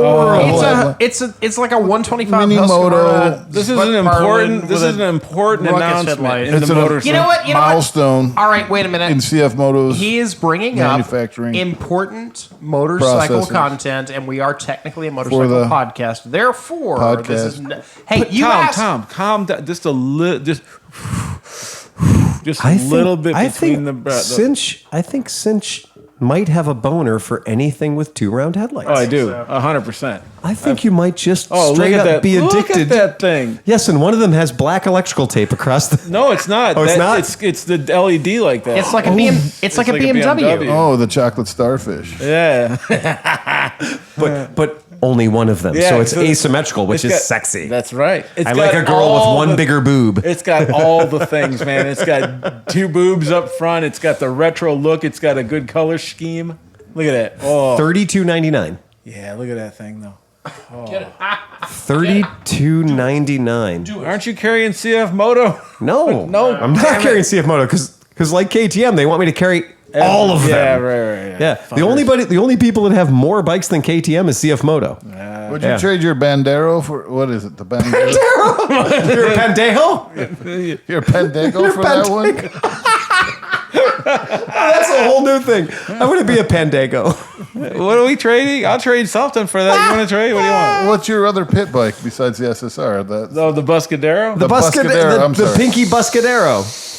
Oh, man. Oh, because that's a good bike, man. you got to give up the Buscadero and $1,000 probably. Sleepy. Yeah, that's a lot of bucks. This is a 6B tranny. Yeah, All right. yeah. It looks like an overhead cam. That's a. It looks like it might have 4 valves. and the tailpipe comes out of the middle and the back. It's got a sexy no. little. How many tail light. tailpipes does it have? Oh, just one. This Okay. one, yeah. It kind of loses something from the side, though. It starts so to would you- look a little bit like that. It starts to look a little bit like that Husqvarna A little bit. 401. I Little the said Vit-Pillin, yeah. it A little looks like a Vit-Pillin in it. Zvart Pylon. Yeah, You got to give up your TNT for that. like the front of it is so sexy. It's- I know. Early 80s sport bike, but the side of it is a you- little. Well, let's talk about the important Yamaha thing for Seika. your future and my future. Yeah. Your sales future, my happiness future. Yeah. How long before somebody bootlegs that fucking schnozzle? Oh, yeah. 'Cause if I could put that on my green bike, I would do that all day long. Yeah. Well, I mean, it's basically an LED ruckus headlight. But it's got a fairing around it, which makes it cool. What was the Honda that was a precursor to the Grom? That was what? Not an MB. It was the MX or MX. No, I think you were right. MB. It looked like that. MB80.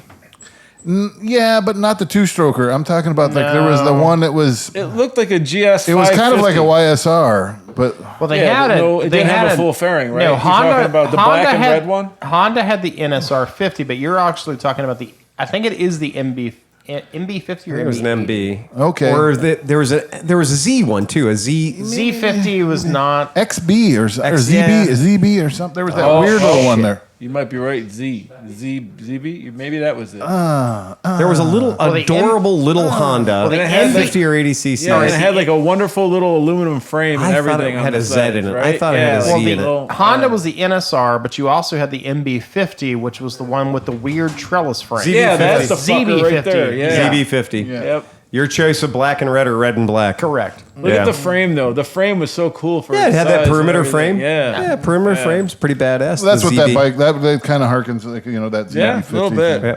It does. I get such a boner for dual headlights, man. That's what I've noticed that for you. You were like in the 1987 to 1996 They era say- of Sport like bikes. sport bikes. Yeah, dude, that's where That's came your that's from. your thing. That's your hard on. I know. That's what. You show me an '87 fucking GSXR 1100 in the light. Like what is white the and Honda? light blue. The Oh, yeah. CBR 600 F4i. No, and the that- GSXR 600. 900Rs, dude. There There's you no go. way to 6.4. I can't. Yeah. Okay, so you know this is only a matter of time. Papio SS, 9.4 Hurspers. Hurspers. Benelli TNT 135, 11.3 Hurspers. Oh, 2 Hurspers is a lot of Hurspers when you're talking about 20% of all the Hurspers. that's a little disappointing.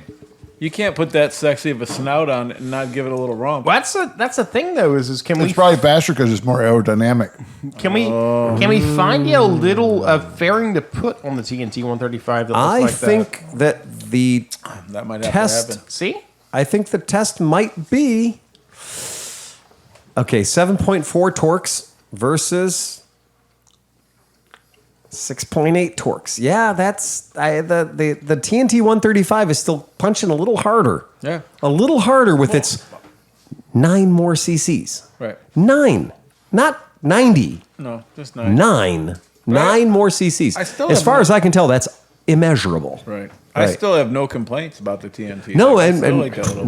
not at all. And Yeah. I have no complaints about the way this Papio looks. I No. kind of like it. Yeah, me too. But yeah, in the world of And speaking of TNT 135, yeah. it was 2 years ago at Yeah. the Christmas party that Mrs. Smith.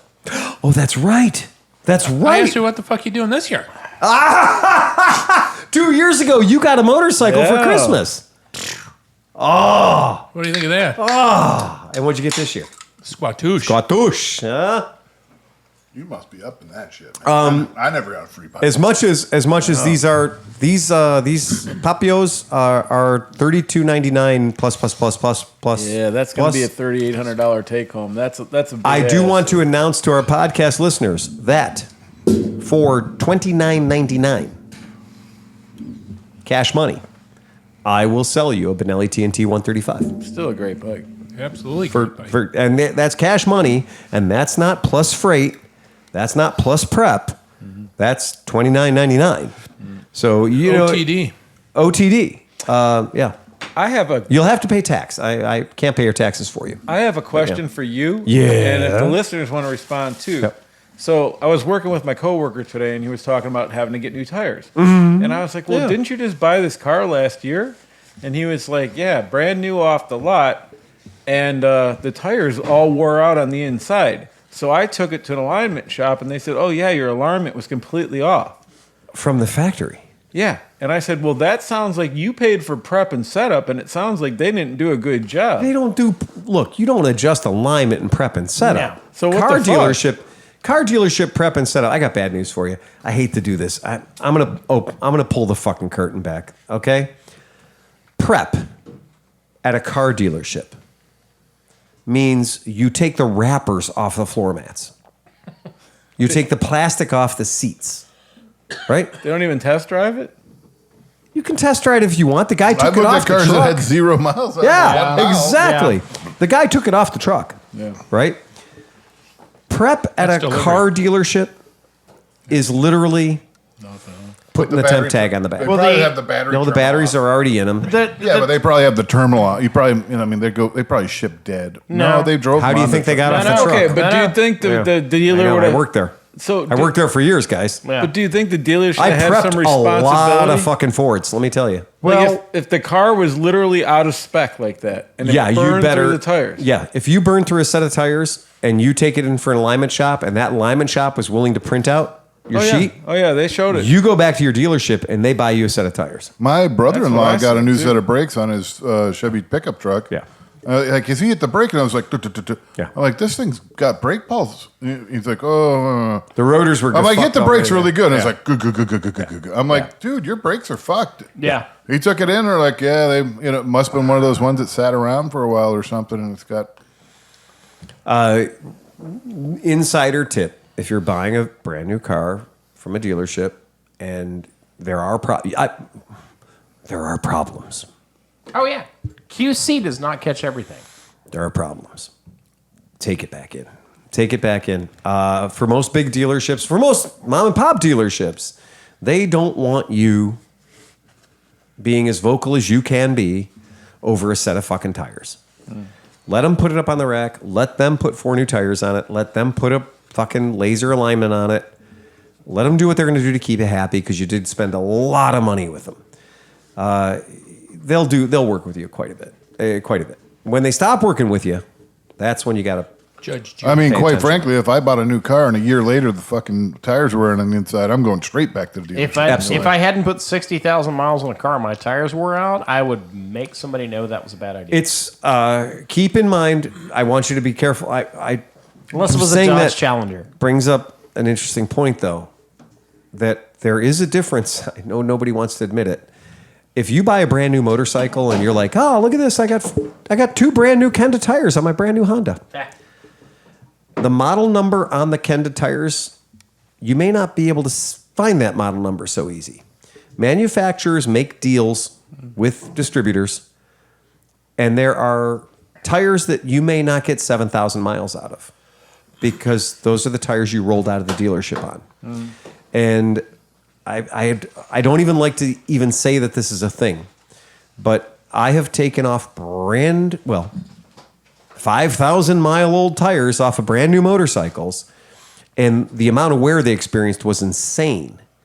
And then you realize that you replace it with the exact same brand, the exact model, and you're like, wait a second, there's a difference here. There is a difference. Sometimes motorcycles leave the dealership on tires that are not quite the same as the same exact model that you'll buy if you buy it. And that's because when you're putting 40,000 motorcycle tires on and you can save $10 per tire, maybe they don't have quite as much rubber on them. And there's videos you can watch where guys have weighed the tires off of the bike, and then the exact replacement tire ordered from Parts Unlimited or wherever, and they weigh both tires, and they're like, whoa, there is a substantial lack of rubber in the tire that came on the bike from the factory. And that's fucked up. I mean, I think that's incredibly unfair to set you up to your first set of tires is not going to last you as long as it should. Just to save what, $10, $15 per bike. But if you save $15 per bike over 40,000 bikes, that's a lot of money. So it does, and I really feel bad about that, but it's a thing and it happens. So, and that's why a lot of people will come in and they'll be like, "Look, man, you sell me whatever tire you want to sell me, but not those fucking ones that were on the bike when I bought it. What tire do you want? Anything except the ones that were on it. Why? Well, because that back tire only lasts me 5,200 miles. Yeah, that's bullshit. That tire should have lasted you longer than that. That's an opportunity that somebody stepped on a dollar to pick up a dime. You know, they got a little bit of a savings there in the overall manufacturing and distribution of that.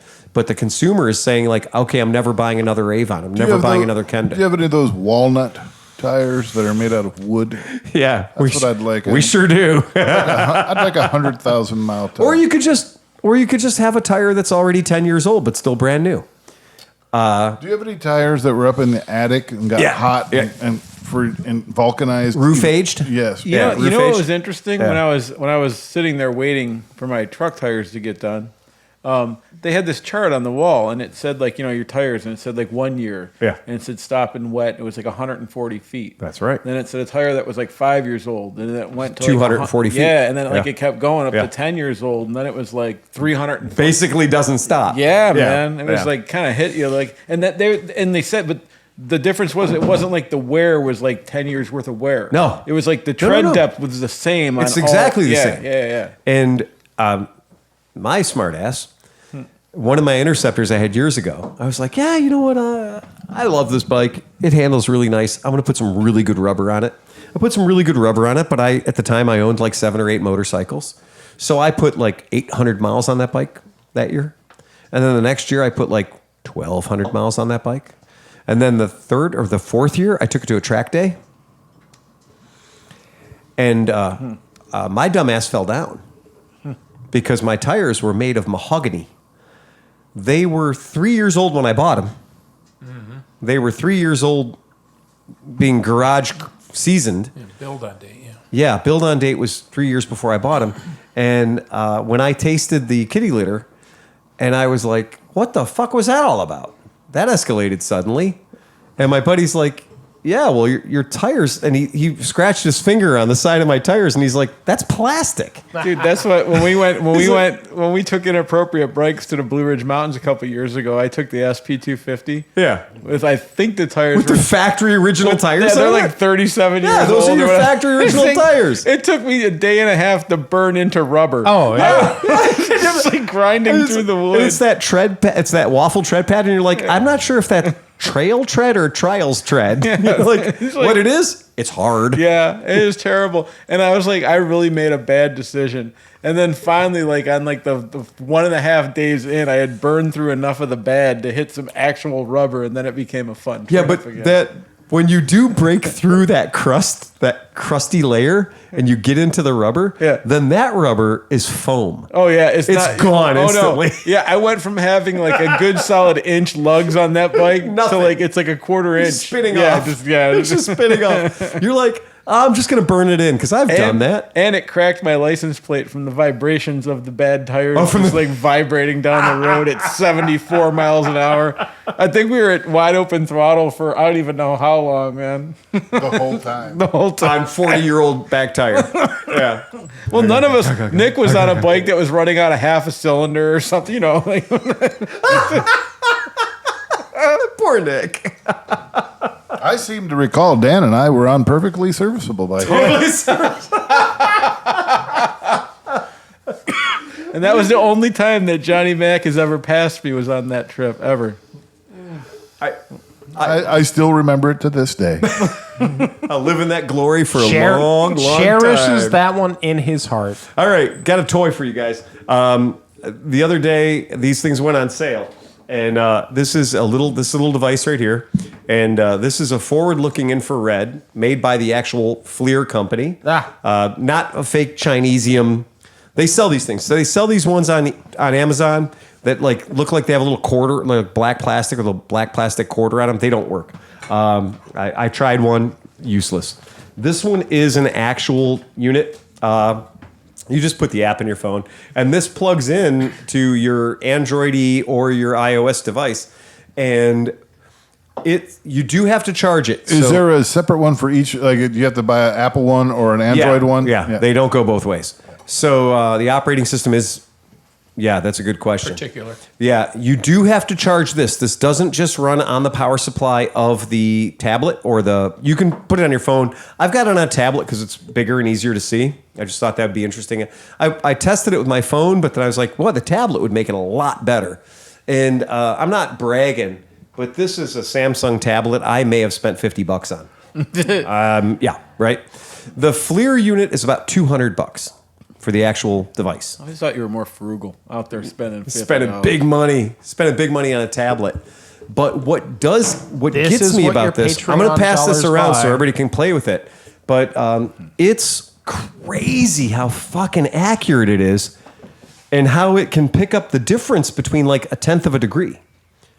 And you can set its sensitivity. Why is this important? Well, you work on motorcycles. And very frequently with motorcycles, the source of the heat is also the failure point. Not only are we talking about electronics, where that's where the magic smoke came out, you might save yourself a hell of a lot of electronical diagnosis if you can just aim this at your wiring harness and be able to see the hot spot. Yeah, you can exactly right. We've tried it. Yeah, it can tell that. Yeah, right. Yeah, it's pretty good. Yeah, it's a little mushroom cap. So where is it using the? It's not using. Thank you. It's using its own lenses. Yeah, so you can't it's not block some it with your hand. bullshit. Like, Right. That's your first clue you got scammed is if it tries to fucking connect to your camera's Right. Don't let it. lens. No, don't let it connect to your camera. Right. It is not going to work. If it says it's a thermal, it is not working. Your phone can't do that. No. But what this does, and there's Michael Fresh's face in full glory. Wow, that really does work too. That is a little frightening. Look at that. Look how warm it is. Look at that. And well, look at the difference between his It's beard. very warm and His inviting. beard temperature is so much different than his face temperature. It looks like it's covered in salt. Yeah, something. right? Yeah. I am very rarely do I buy a product and the like you came product from a bukkake delivers. And for $200, we went around the shop and we found 5 or 6 massive cold air leaks in the shop that once we plugged them up and insulated those cold air leaks, Renee was like, yeah, it's much warmer in here. Like Demonstrably. well, the drafts, and we had cold air shooting through the shop, and this helped us figure out where it was coming from. Tom, you But wanna look at it. I also Nah, I played with it earlier. Yeah, when Good Phil, enough. That's Phil all you have to came. say. Well, Phil came back into the played service with it. area and found all of the rags that were about to spontaneously combust. and Tom's not kidding. So I know that we like to dick around and have fun around here. But when I got this little beauty yesterday and I was aiming it at things and kind of curious as to how hot they were, in our back of our shop, we have infrared heat. So we have big tubes, metal tubes of fire. And those metal tubes of fire are pretty fucking hot. And you can get a sunburn in our shop pretty easily. It's nice, though. Your tools are warm and the workbenches are warm and the bikes are warm. The bikes are a little warmer than we thought they would. Turns out the seats of certain motorcycles were well over 120 degrees. Oh, No shit. On the floor, not bikes up on lifts, bikes on the floor. The seats of the bikes were over 120 degrees Frankenstein. But what really got my attention was when I aimed it into one of our trash barrels. And we got, bin liner, plastic, hefty steel sack or whatever in there. And I aimed it in there and I was like, whoa, there's something glowing inside of there. It was a regular kitchen issue paper towel, but it was soaked in oil. It was an oil-soaked paper towel. That oil-soaked, the trash was running at 70 degrees, 73 degrees. The oil-soaked towel was at 95 degrees. There's a 25 fucking degree delta between the trash and one oil-soaked paper towel. I know if you guys watch AVE and some of the YouTuber guys, they've done that whole, like, how long does it really take a pile of oil-soaked rags to catch on fire? And that's respiration. So it's slowly catalyzing the oil. Yeah. You have a highly volatile chemical. Yeah. And so it eventually is going to react with oxygen and it raises the temperature. I've been playing around with gas-soaked rags, oil-soaked rags. John is not fucking around. He's not wrong. It was shocking to me. This wasn't at the bottom of a pile. Same thing happens inside your gas tank. That's why you get water in your tank if you let it sit there. The hydrocarbons turn into hydrogen and oxygen. Really? Yeah, hydrocarbon. Okay, yeah. So you get CO2. Right. And then the hydrogen, oxygen turns into water. Oh. Just like the water that comes out your tailpipe. Right. And so fuel respires inside a gas tank. Damn. Check out the brain on John. Tell me more, Mr. Science. Yeah. Big So brain my on tech Brad. tip was I this. thought the fireman at the end of the table was going to square us all away. Yeah, no kidding. I can I put it thought out. I when heard it this, I thought I heard ignites this head. from you. Oh, I was really impressed. You guys are always busting his balls. I was No, impressed. no, I was we are. impressed. This is. It is suddenly. This is. But- we are now on another level. It did. Respiration. It turned the thing that I've been hearing for my whole life about, like, don't leave the rags around, don't leave the oily rags around, don't stack them up. We have an actual fire. yeah. We have a fire trash can. We Oh have, yeah, no. All my shit goes in a red can. It does. It does I now. literally. Oh, now yeah. now that I saw what I saw yesterday. Keeping it in any kind of sealed vessel is going to help you because it's going to Yeah. keep the oxygen out of there. No, this is like a 60s era trash They're all the can same. with like a Yeah. kick, Fire kick cans on are the fire bottom. cans. Yeah, It's a they're- fire A can. metal sealed can. Yeah, a prop- and like all my regular fabric. I've been in business for 23 plus years. I have OSHA fire cabinets. I have OSHA Oh yeah. rag safety fire cans. Whether or not we've been using them, whether or not I know where the fuck they are, that's another story. But please don't check my fire extinguishers. My tech tip was a stupid one. What? So I was using some penetrant spray. Yeah. Yeah. And it lost all the air, but there was still lots in there. And I really needed it, and I didn't want to have to go to the store. Oh, you tried it? So I was like, so I held it, and I'm like, there's absolutely no air. There's no air in there. Yeah. And I said, you know what? I'm going to put air in there. So I put my lips on it, and I fucking just blew as hard as I No, could. no. Guess what? Oh. Now there's air in there, and I'm like, it came out really well. The no yeah. way guy. The no way guy just did a video where he, like, when you're out of air like that, he took his Yeah. compressor and squirted it in. That I had the straw, and I was just like, I cleaned it off. I a little have bit, done- held it down, made sure there's zero air pressure, as hard as I could, let off, then like, Get the fuck out of here. I got new life right out of it Phil. just by blowing some air, putting a couple It's PSI. all that practice, dude. Phil. You have that special touch. No way. I almost blew the bottom out of No, the can. he's not fuck's wrong. sake. For fuck's sake. No, Sleepy hit on it a minute ago. The no done way that. guy. I mean, I've done that. Yeah. I've done that. Where you take the air hose Done and that. go into it. Done I'm a that. fucking Neanderthal. I don't give a shit. Shocking. I am stunned that you actually put enough pressure in that thing to make it squirt I back mean, out. like, and I used it. Like, Yeah. it still has pressure in it. God dang. That's kind of fucking You're amazing. really selling 'Cause yourself. half the time- Maybe cleared the You plug. want me to blow something? I fucking blow it, man. I fucking, How you doing? fucking I fucking pop your eyes out, bitch. Your fucking eyeballs will be we know hanging he's a out. Gazzada. Is he a Gazinda too? Apparently, so. I don't know, man. You don't even want to get me started. I've done there. that. So I did the thing with the air compressor. Yeah. Because I'm like, Well, yeah. the air compressor runs at like $1.20. Yeah. And so I grabbed the can of WD-40 that didn't have any chooch left in the chotch, and I put the nipple on and I just gave it. And I gave it. And it turns out 120 PSI at the WD-40 can is a bit too spicy. Yeah, you got probably not want to go that hot. It all came out real quick. Yeah. So it turns out once I had that valve open and I injected that 120 PSI at that little one can, that can got empty fast. Just can imagine you flying down the driveway like. No. It never made it that far. It was Gazinda and Gazouta at the same time. okay. Yeah, it was completely. That was one of those like. The other way to say that is, how would you like to empty a can of WD-40 as fast as possible? Right. It turns out better than shotgun and a beer.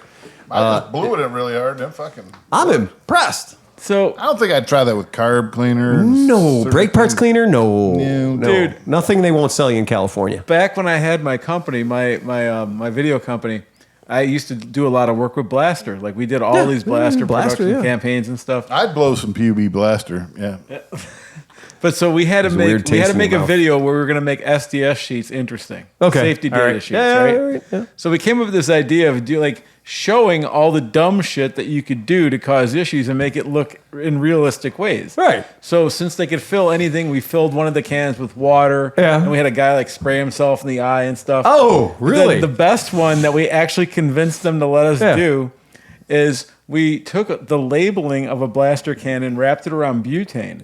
And it was boy. the guy, well, this even gets better.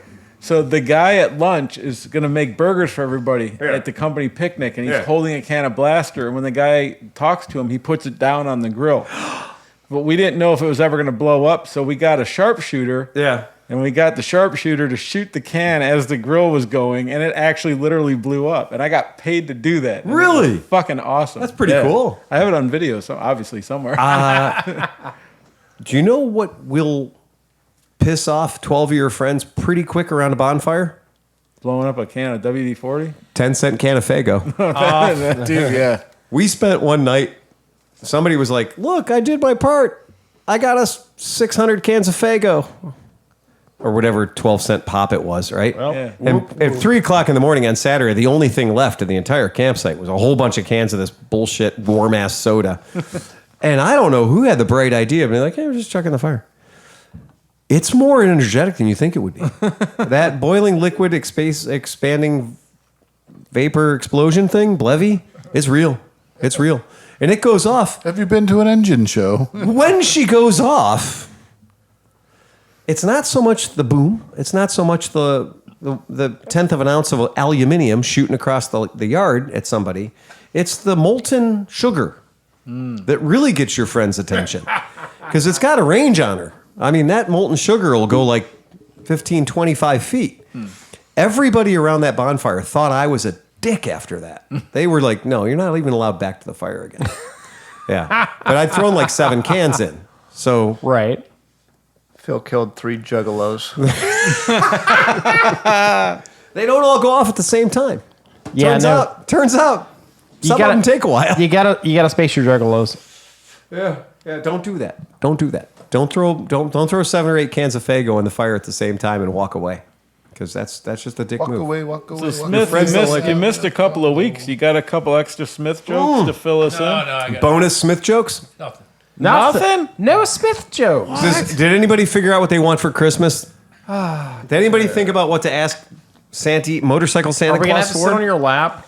Huh? I might need a new set of gloves. I left my gloves in the top box of my bike, and somehow it got really wet. It must have got wet in there. And I opened the top box of my bike, and I have green furry gloves. You got Grinch gloves. Yeah. So Oh, man. they're leather gloves, but they Yeah. got green fur on. It's like- that's Little saddle soap. I don't know what They'll to come do. back to life. Yeah, I thought about like just washing The them or outside of them might. I would like throw them in the dishwasher. Yeah, or that's what I something. would. Yeah. Your dishwasher. Not my. My Somebody else's dishwasher's a bar. Oh, Yeah. okay. Yeah, my dishwasher's full of liquor. I need an opinion. Go ahead. So for Christmas. I looked, and I mean, I don't really need anything for motorcycling, whatever. But then I thought about it, and this last week I took my bike for a ride, and my helmet. It's a great helmet. It's a Shoei. It's a really nice helmet. Great helmet. Yeah. Had it for about 4 years. Yeah. It seems like it's loosened. Mm-hmm. So is it it's time? Yeah, they Probably loosen. fucking time, They right? loosen. Your Unless head- you're your gonna make head- your head bigger. Your head is shrinking. Yeah. right. That is a grow more hair. possibility, Yeah. Grow more hair. I'm working They on do it. shrink up over time, though. It pisses me off. Yeah. Yeah. So I didn't know if that's like it's pretty much. Are you at the 5-year point? I'm getting close You're to the getting 5. close. It's Yeah. right there. It's probably 5 years. Yeah. And Do you have any head expanding products? no, but I was thinking like a lot of that. Let me ask you this though: do you think it could be the cheek pads? Because those Absolutely. are replaceable. Absolutely. So I mean, if I have no crashes, I haven't dropped it. Yeah. It's not dead. It hasn't been left in the sun. I'm not like a guy that parks all day with his helmet outside. Well, it's just like the old tires we were talking about. No, seriously. The foam that's inside the helmet does lose That's just material naturally. properties over time. Even if it's not baking in the sun. But here's the thing. I'm sure that accelerates it. I'm not a On expert behalf the So of- as a subject, but- fire dude, what is Yeah. your thought on the helmet? How often do you replace your helmet? He's a retired fire dude. He doesn't know shit. He forgot all that stuff the day he retired. No, but he's also I a can tell you, fucking in the- world-class BMW rider. in the so- fire service, our helmets were good for 10 years. Right. And after 10 years, you replace them, even if it sat on a shelf for 9 years, and then you wore it for a year. How do you feel about motorcycle helmets, though? I mean, because the general practice is people tell you they won't let us on the racetrack if our helmet is dated over 5 years. Right. Right. And I think some of that stuff is generated by people that sell helmets or I manufacture totally agree. helmets. 90% of the time, your helmet's probably good 5 years in one day. now is it good 10 years? Is it good 12 years? I have helmets I love Me too. that I hate to just replace or put them away or not use them anymore. But realistically, I think you should. I don't know it's hard to set the date. Because if you take good care of your helmet, like you said, it's not sitting outside. It's not big temperature swings. It'll probably last longer than if it was baking in the sun. But I'm not really qualified to weigh in on it, but the common sense tells me that. Yeah, I'm kind of with you on that. And it's funny because when we talked to the guys from Suomi, we talked to the guys from Arai, and they were all like, they'd all apparently had attended a class at some point in their life that said, "Oh, is it 5 years old? Well, then you should buy a brand new helmet from us." Mm-hmm. And I said, "Really? So that's just going to be the industry standard now." And I attended a class from the folks at Continental Tires, and they magically said that the tires were exactly 5 years as well. And there's this kind of industry agreement that the motorcycle gear's 5 years.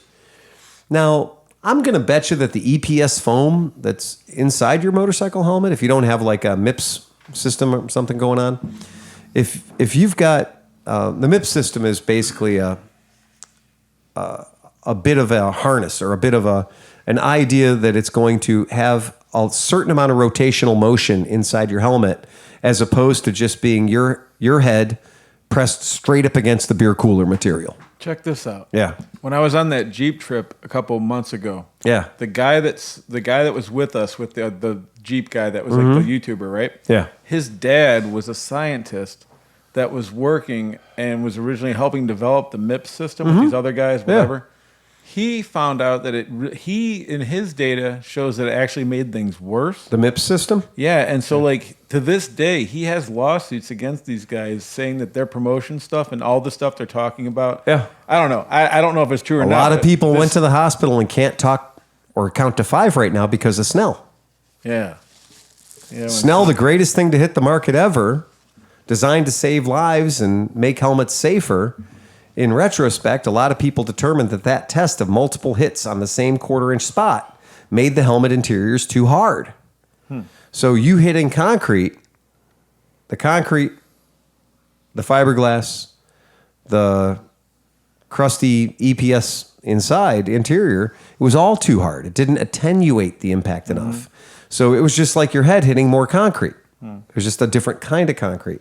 So to pass the Snell test, they had to be able to hit the helmet in the same exact spot multiple times, multiple impact. And it turns out, well, most of us who've crashed motorcycles know that when I looked at my helmet, there was it's shit hammered all over it. I didn't just hit 1 quarter-inch spot 4 times. Right. So that's not a very realistic testing condition. So they changed Snell. They changed the Snell testing system now. So maybe this is what MIPS is, but I remember even in high school, my football helmet, it was just all cells of like it was like lined with plastic, like a soft rubbery plastic. They look like ice cubes. And each ice cube had foam in it. That's not MIPS. That's not no. What MIPS MIPS is supposed to slide. So like the lower level is supposed to. The concept is when it hits, this lets your head slide forward, so some of the motion's taken. Have you from seen your those? head. You've seen the movies and stuff where they put a cap on your head. It's got sensors in it. And they do an EEG, right? And they measure your brain waves. That harness that's on your head, that spidery looking thing, that's made of plastic, and that is inside the shell of the helmet, and that's between the liner that's up against your head and the expanded polystyrene Why don't foam. they use air? Because it would leak and it wouldn't just... Well, they do make helmets that are like that. But like those mats. Yep. Like a camping mat where it's not really a pressurized air vessel, Right. but a foam keeps it, it has a small hole in it. It can lose air and everything, but under a hard impact, it wouldn't have a big enough hole that it would actually, you know what I mean? It would protect you. The MIPS helmets, they were in snowboarding, they were in bicycle helmets. MIPS has been available in sporting good helmets for a really, really long time. And that idea is they're trying to attenuate the rotational impact. I think I'm going to wear an Arctic inflatable boot on my head. That's probably the best idea. When the first time I tried on a MIPS helmet versus a non-MIPS helmet, a couple of the helmets I own now have that multi-point system inside. I'm trying to pull up a picture that kind of shows it to you better. The system, the way it works is it's not simply about just how hard can I smash a hammer into the styrofoam. It's more about, can I smash the hammer into the styrofoam whilst at a strange angle, right? And can that rotational force that happens, because very rarely do we just hit like a hammer straight on, like a ball peen hammer. We don't hit that way. That's why I guess one of the arguments I guess the guy had or something like that is that one of the concepts, people thought it was more like when you hit to let the impact slide forward. Yeah. He was saying something about like a lot of times what people end up problems with is when it hits, the helmet still spins. Yeah. And since your head's in it, it spins with it. And like all the fluid and stuff in your head still spins. And like that causes issues. So they said that like the MIPS would turn or like allow the outside of the helmet to spin faster than the inside, and in some ways keep that rotational force from hitting. But the dude said that whatever, he was saying it didn't work or something. Well, here you go. I got a picture up so you guys can see what a MIPS liner looks like. Yeah. So this is not the only thing that's inside your helmet. You still have an EPS foam liner as well. The idea is this is going to be a buffer between your head, the foam, and the shell. So that the idea would be that an impact doesn't just go straight from the foam or from the concrete to the shell to the foam to your head. Now we've got this distribution of force out into a bigger area. Also, in a rotational force, this allows there to be some slip. Yeah. So the idea behind this is that it is literally not just bonded anymore. If you've got a helmet and you've got this hard outer shell, whether it's polycarbonate or fiberglass or whatever it is, you got a liner in there that's made of foam and it's glued in. That sumbitch is not moving at all. It's not moving any. This allows there to be some play. So because you're allowing that to move a little bit, that's going to help minimize that rotational force, because I've crashed a few times. I don't think I've ever seen a mark on my helmet that was like driving a nail into fucking drywall. No, they always are glancing blows. It's always. And it's always amazing to see how, like, if like people that don't wear full face helmets, what they're doing to their face. Because even on small dirt bike things, when you roll, your pie hole would be destroyed without that fucking bar in front My of you. statistics helmet, the helmet you guys have seen at the shop if you paid around. I got a black Icon helmet that they only sold for 1 year, and it's because it was unpopular, because it's just numbers. And all the numbers, if you add all the numbers up together, they add up to 100. And that's the percentage of impacts in that particular part of the helmet. And it looks like cuts on a pig. It's the flanks, the shanks, the ham hocks, whatever. That helmet speaks volumes because the two largest numbers on that helmet are here and here. Yeah. Now, top of the helmet, 4.1%, 3.9%, whatever.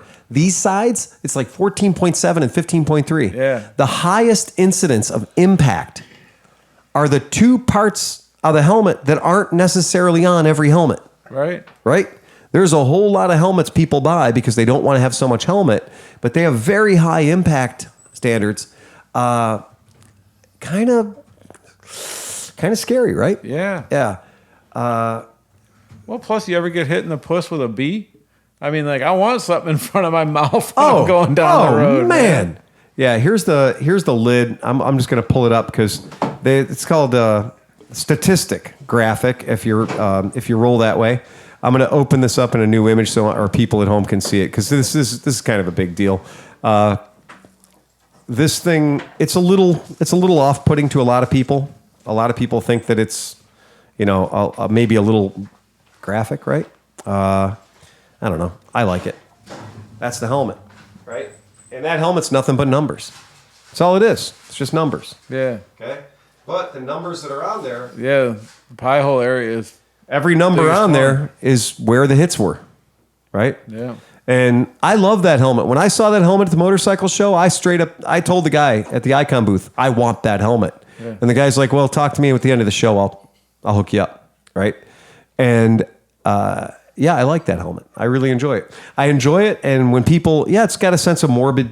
Is it over 5 years old? Oh yeah, it's way over 5 years old, Chris. I'm a little nervous now that you say that about what year that helmet actually came out. You got to add 10% to all the percents. Yeah. It's true, because like Pete says, I get a helmet, I really like it. Yeah. I don't really want to give it up that quick. I don't know what year they did that. I don't know what year that sumbitch came out. I really do. I really like it though. I mean, I think it's a cool helmet and I dig it. But 2010. I just looked at it. That helmet was launched in the year of our Lord 2010. Looks good on you, though. Yep, still wearing it. I still think if it lives in a place where it's occasionally 68 to 73 degrees, 90% of the time, it's not in a garage in the top of a closet attic all summer long, not getting used. Guys, I was wrong. Fuels and chemicals and stuff too. 2014. So it's only 9 years old. It's 9 years old. But you know what? Don't care. If it's gone down in safety, if its percentage of safety has dropped 5%, I'm still going to wear it. Yeah. Still going to wear it. Because you know what? I'm still the guy who wears the Davida pudding bowls too occasionally. See, but you know what? I just kind of answered my own question thinking about what I asked originally. Yeah. And it's like I'm starting to think like if your helmet is no longer fitting the way it should, that has to be a breakdown of something somewhere. It does. Right? It does. So I just answered my own question. Yeah, you're absolutely right. Yeah, that's the best example, right? Yeah. That's the best example of it's not right because it doesn't fit right anymore. Right. And unless your head got a lot fucking smaller. No, and the Shoei helmets are a tight fit. Like They if you are. get a good one. Yeah. It's a comfortable tight fit, but you know you're wearing a helmet. Yeah. Like a toiga. Like a That's Shoei. it, man. That's all I got. Nobody has anything they want from Santa Claus this year? Any items that you particularly want from the big man? I'm kind of happy with what I got. I'm pretty dialed in, yeah. Yeah. I got my eye on a new riding suit. I might switch over to Climb. I've been wearing Aero Stitch. Yeah, you've had Aero Stitches I've had Aero forever. Stitch for 20 years, but I want to get something maybe a little bit more fitted.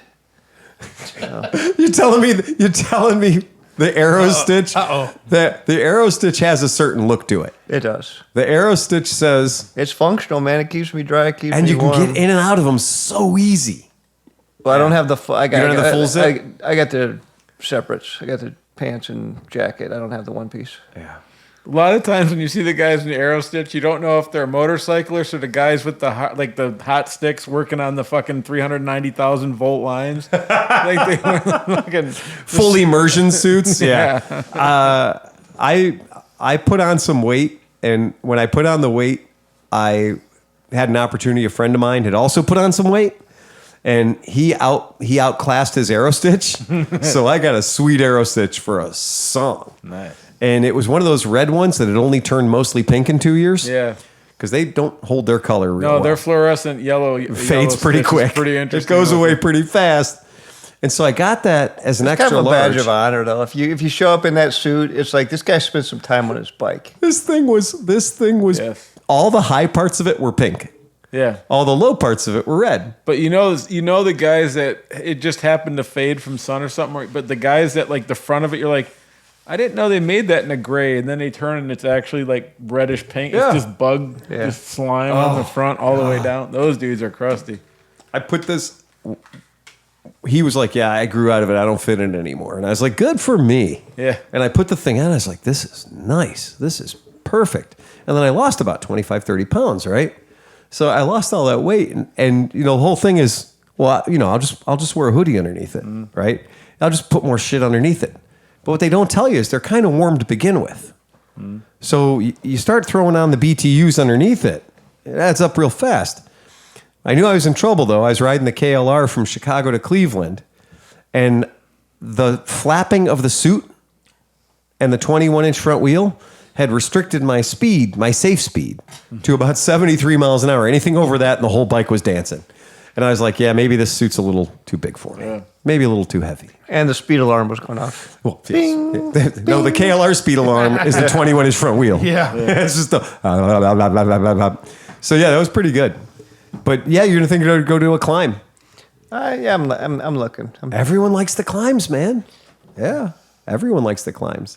They Just when I thought an Aero Stitch wasn't spendy enough.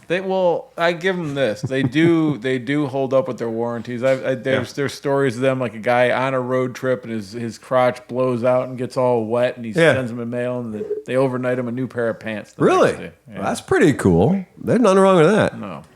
Yeah, that's a good. That's a very good thing. Well, especially you're on a year-long road trip. You got nowhere to go. You need some pants. Your trousers is a leaking. There's nothing worse than a fucking goddamn ice cold crotch. Goddamn, why they haven't figured out a good way to. Well, there's the warm crotch might be worse. Right, moist. Yeah, You know, yeah. my crotch is Jungle rat. rat. I can't tell if it came from outside or from or within. from inside. I believe it's man. called Crotchana Squatsi. I It's like Koyana Squatsi, but not. I think this year I dove deep into like I'm gonna get the right pants. So this year I bought like 7 pairs. No, for motorcycle riding. Oh yeah, I know. You gave me a pair. Yeah, I went through. I bought so many pairs of pants just trying to figure out what's going to be the perfect pant for me. And where did you land? I actually landed in the oh shit, sorry, John, snoring. I landed in the Duluth. So the Duluth fire hose jeans, the ones that have the stretch, because they got the diamond gusset crotch. They're long enough, so the 36s are long enough that even when I'm sitting on the bike, they don't ride up on my ankles, right? And not for motocross off-roading. I'm just talking about like general riding pants. They're really good. Here's what I learned though. They're not 1% waterproof. You'd think something called fire hose would imply a certain degree of water repellency. 0. What is the shred like? How does it hold up compared to Kevlar and stuff? Pretty good. I mean, there's a lot of people have taken a trip down the road on them. So, and I've got a few pair of Kevlar pants too, but the fit's all fucking wrong. Don't even walk up to me and tell me these are motorcycle riding pants if they don't have a diamond gusset. If you've got a traditional Levi's type crotch in the thing on a motorcycle, that does not fucking play. You are sitting in a sitting position on a motorcycle. They better have ballroom like an expensive hotel. I need to see a lot of comfort there, because that's something when you're riding a motorcycle for 2 hours, you can't be pinching in the fucking groin, man. You just can't have that. So the Duluth do really good, but I got caught in a rainstorm and they're useless for that. And so you know what? You're still going back to the fucking $10, bullshit rain gear that It you've works had so for 20 good, years. though, It works man. so good. So fucking good. Yeah. It's the best insulating thing ever in the planet, is just keeping the wind off of you. And what's kind of Yeah. nice is like you can actually wash your actual riding jacket. Yeah. Because you're not too worried about like Yep. the water-ish. Yeah, proofing you're going absolutely away or right. whatever. Yeah. But yeah, the Duluths were very comfortable, and the construction Duluths have pockets for armor in them, but there's for guys that work like installing their carpet and knees shit all the time. Yeah, being able to blow into cans and recharging them. so I bought those and I put the 3DO armor. I just dropped the armor in the knees and stuff. That's fine for commuting. But I tried I tried the actual Icon with the armor in them, and they don't fit for shit. And I tried the Cycle Gear ones, and they don't fit right. Have you ever you're trying all these pants? You're like, who the fuck are they making these pants for? And then you see the model, and it's probably some fucked up dude with like some weird hips and tiny little legs. It's like I've got a 36-inch waist up to a 38, depending on what time of the year it is. And if the legs aren't 34 inches long, then I'm going to be showing socks, right? So they got to be at least 34 inches long. Now, see, I have the opposite problem. I have a 36-inch waist, Yeah. but only like a 30-inch inseam. And we're like the same height. I mean, Oh, I'm yeah. 6 foot, But I got all my heights in my legs. and mine's Yeah. I'm start calling you string He's bean. Mr. Torso over I'm there. short-legged, right? He's got the elusive long torso. And Climb offers short sizes, so you can get a 36 short. Really? Whereas Yeah. Aerostitch used to, now they charge like an extra $50 if For you custom? Yeah. Yeah, my problem has always been no matter what riding pants I bought, you jump on the bike and you got 6 inches of sock showing. And that's not cool. Pete's got a full-size rift instead of a mid-rift. A full-on rift.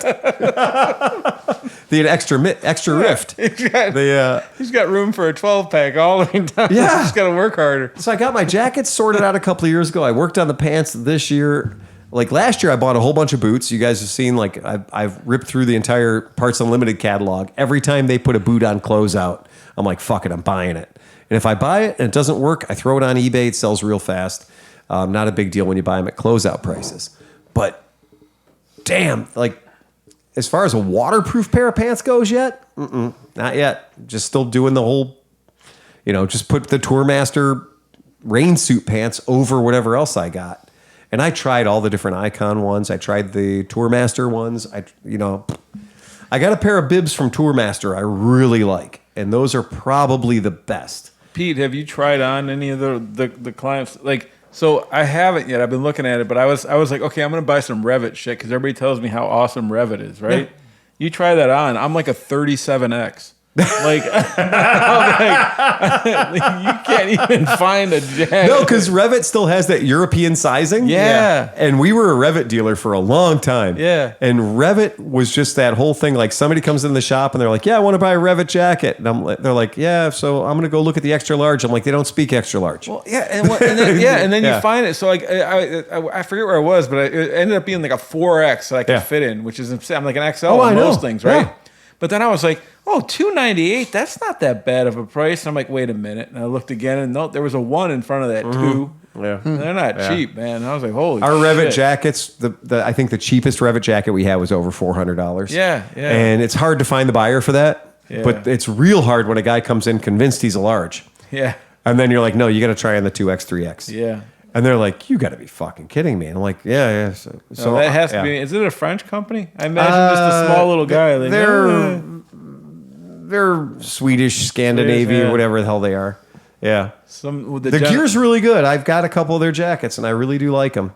I bought a pair of Revit pants and I liked them a lot, but they were like skinny jeans at the bottom. They wouldn't go over my boots. Exactly. Yeah. Same. Yes. So I bought them like online and I The bought them from dudes- Revzilla and then I took them back to Cycle Gear because they're in cahoots. So Are they in cahoots? Oh yeah. Okay. Yeah. But the kind of dudes who wear Revit pants hold cigarettes like this.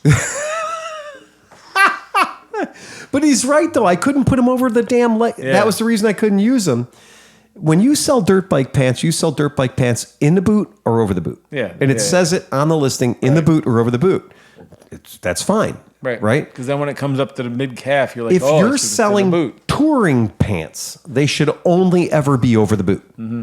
In the boot is not an option. That's where the rain goes. You can have a gaiter. Yeah, You can have a gaiter absolutely. in there. That's Yeah, fine. That's fine. But touring pants, they should always be over the goddamn boot. Yes. I mean, that's just fucking obvious. Mm-hmm. And I can't believe it. I bought a couple of pairs of pants, and they were like, "Who in the hell is wearing these with their Chuck Taylors?" Right. Right?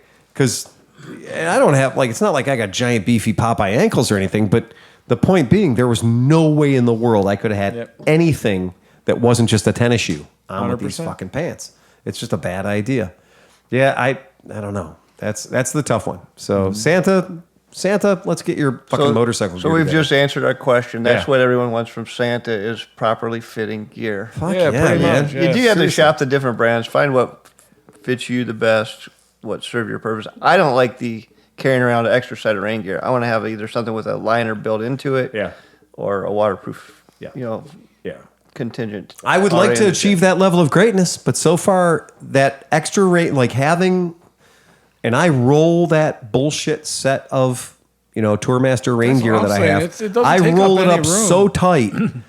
There's nuclear reactions happening in the middle of it. But if I have it, it's probably not going to rain because that's the way science works. The other thing is, every single time I've had something that I was like, yeah, this is the one. This is it.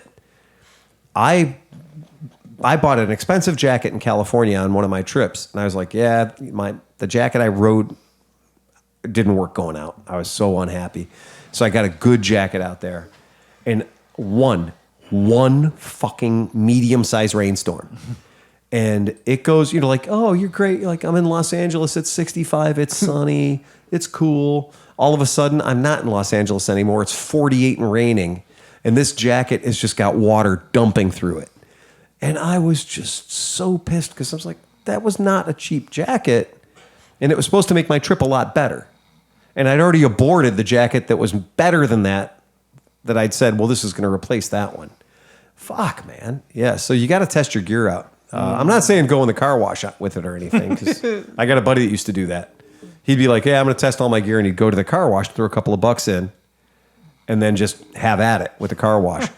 And then he would know instantly, before he went on the trip, if his gear was going to hold up. Wow. So he could return it right then and there and change gear and whatever. It's not a bad idea, have your friend hit with the garden hose, but damn, that's commitment.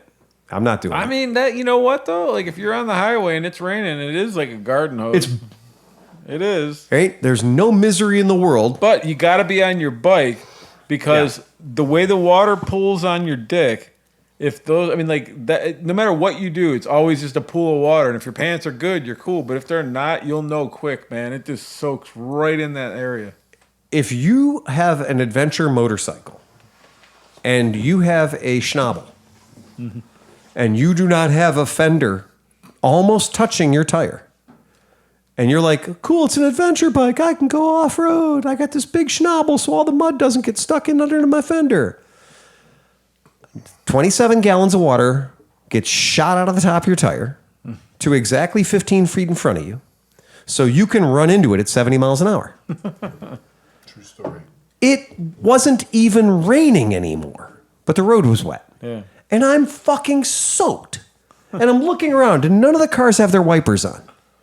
But I am battling what I thought was a fucking monsoon, and it's not. It's just all the fucking water that my tires are picking up off the road, chucking it out in front of me so I can blast right into it. 250, somebody put a Supermoto fender on the front. Yeah. Looked cool and everything. Yeah. You're right. It was a spout, water spout. That's straight, all it is. Straight in front of you, just straight back.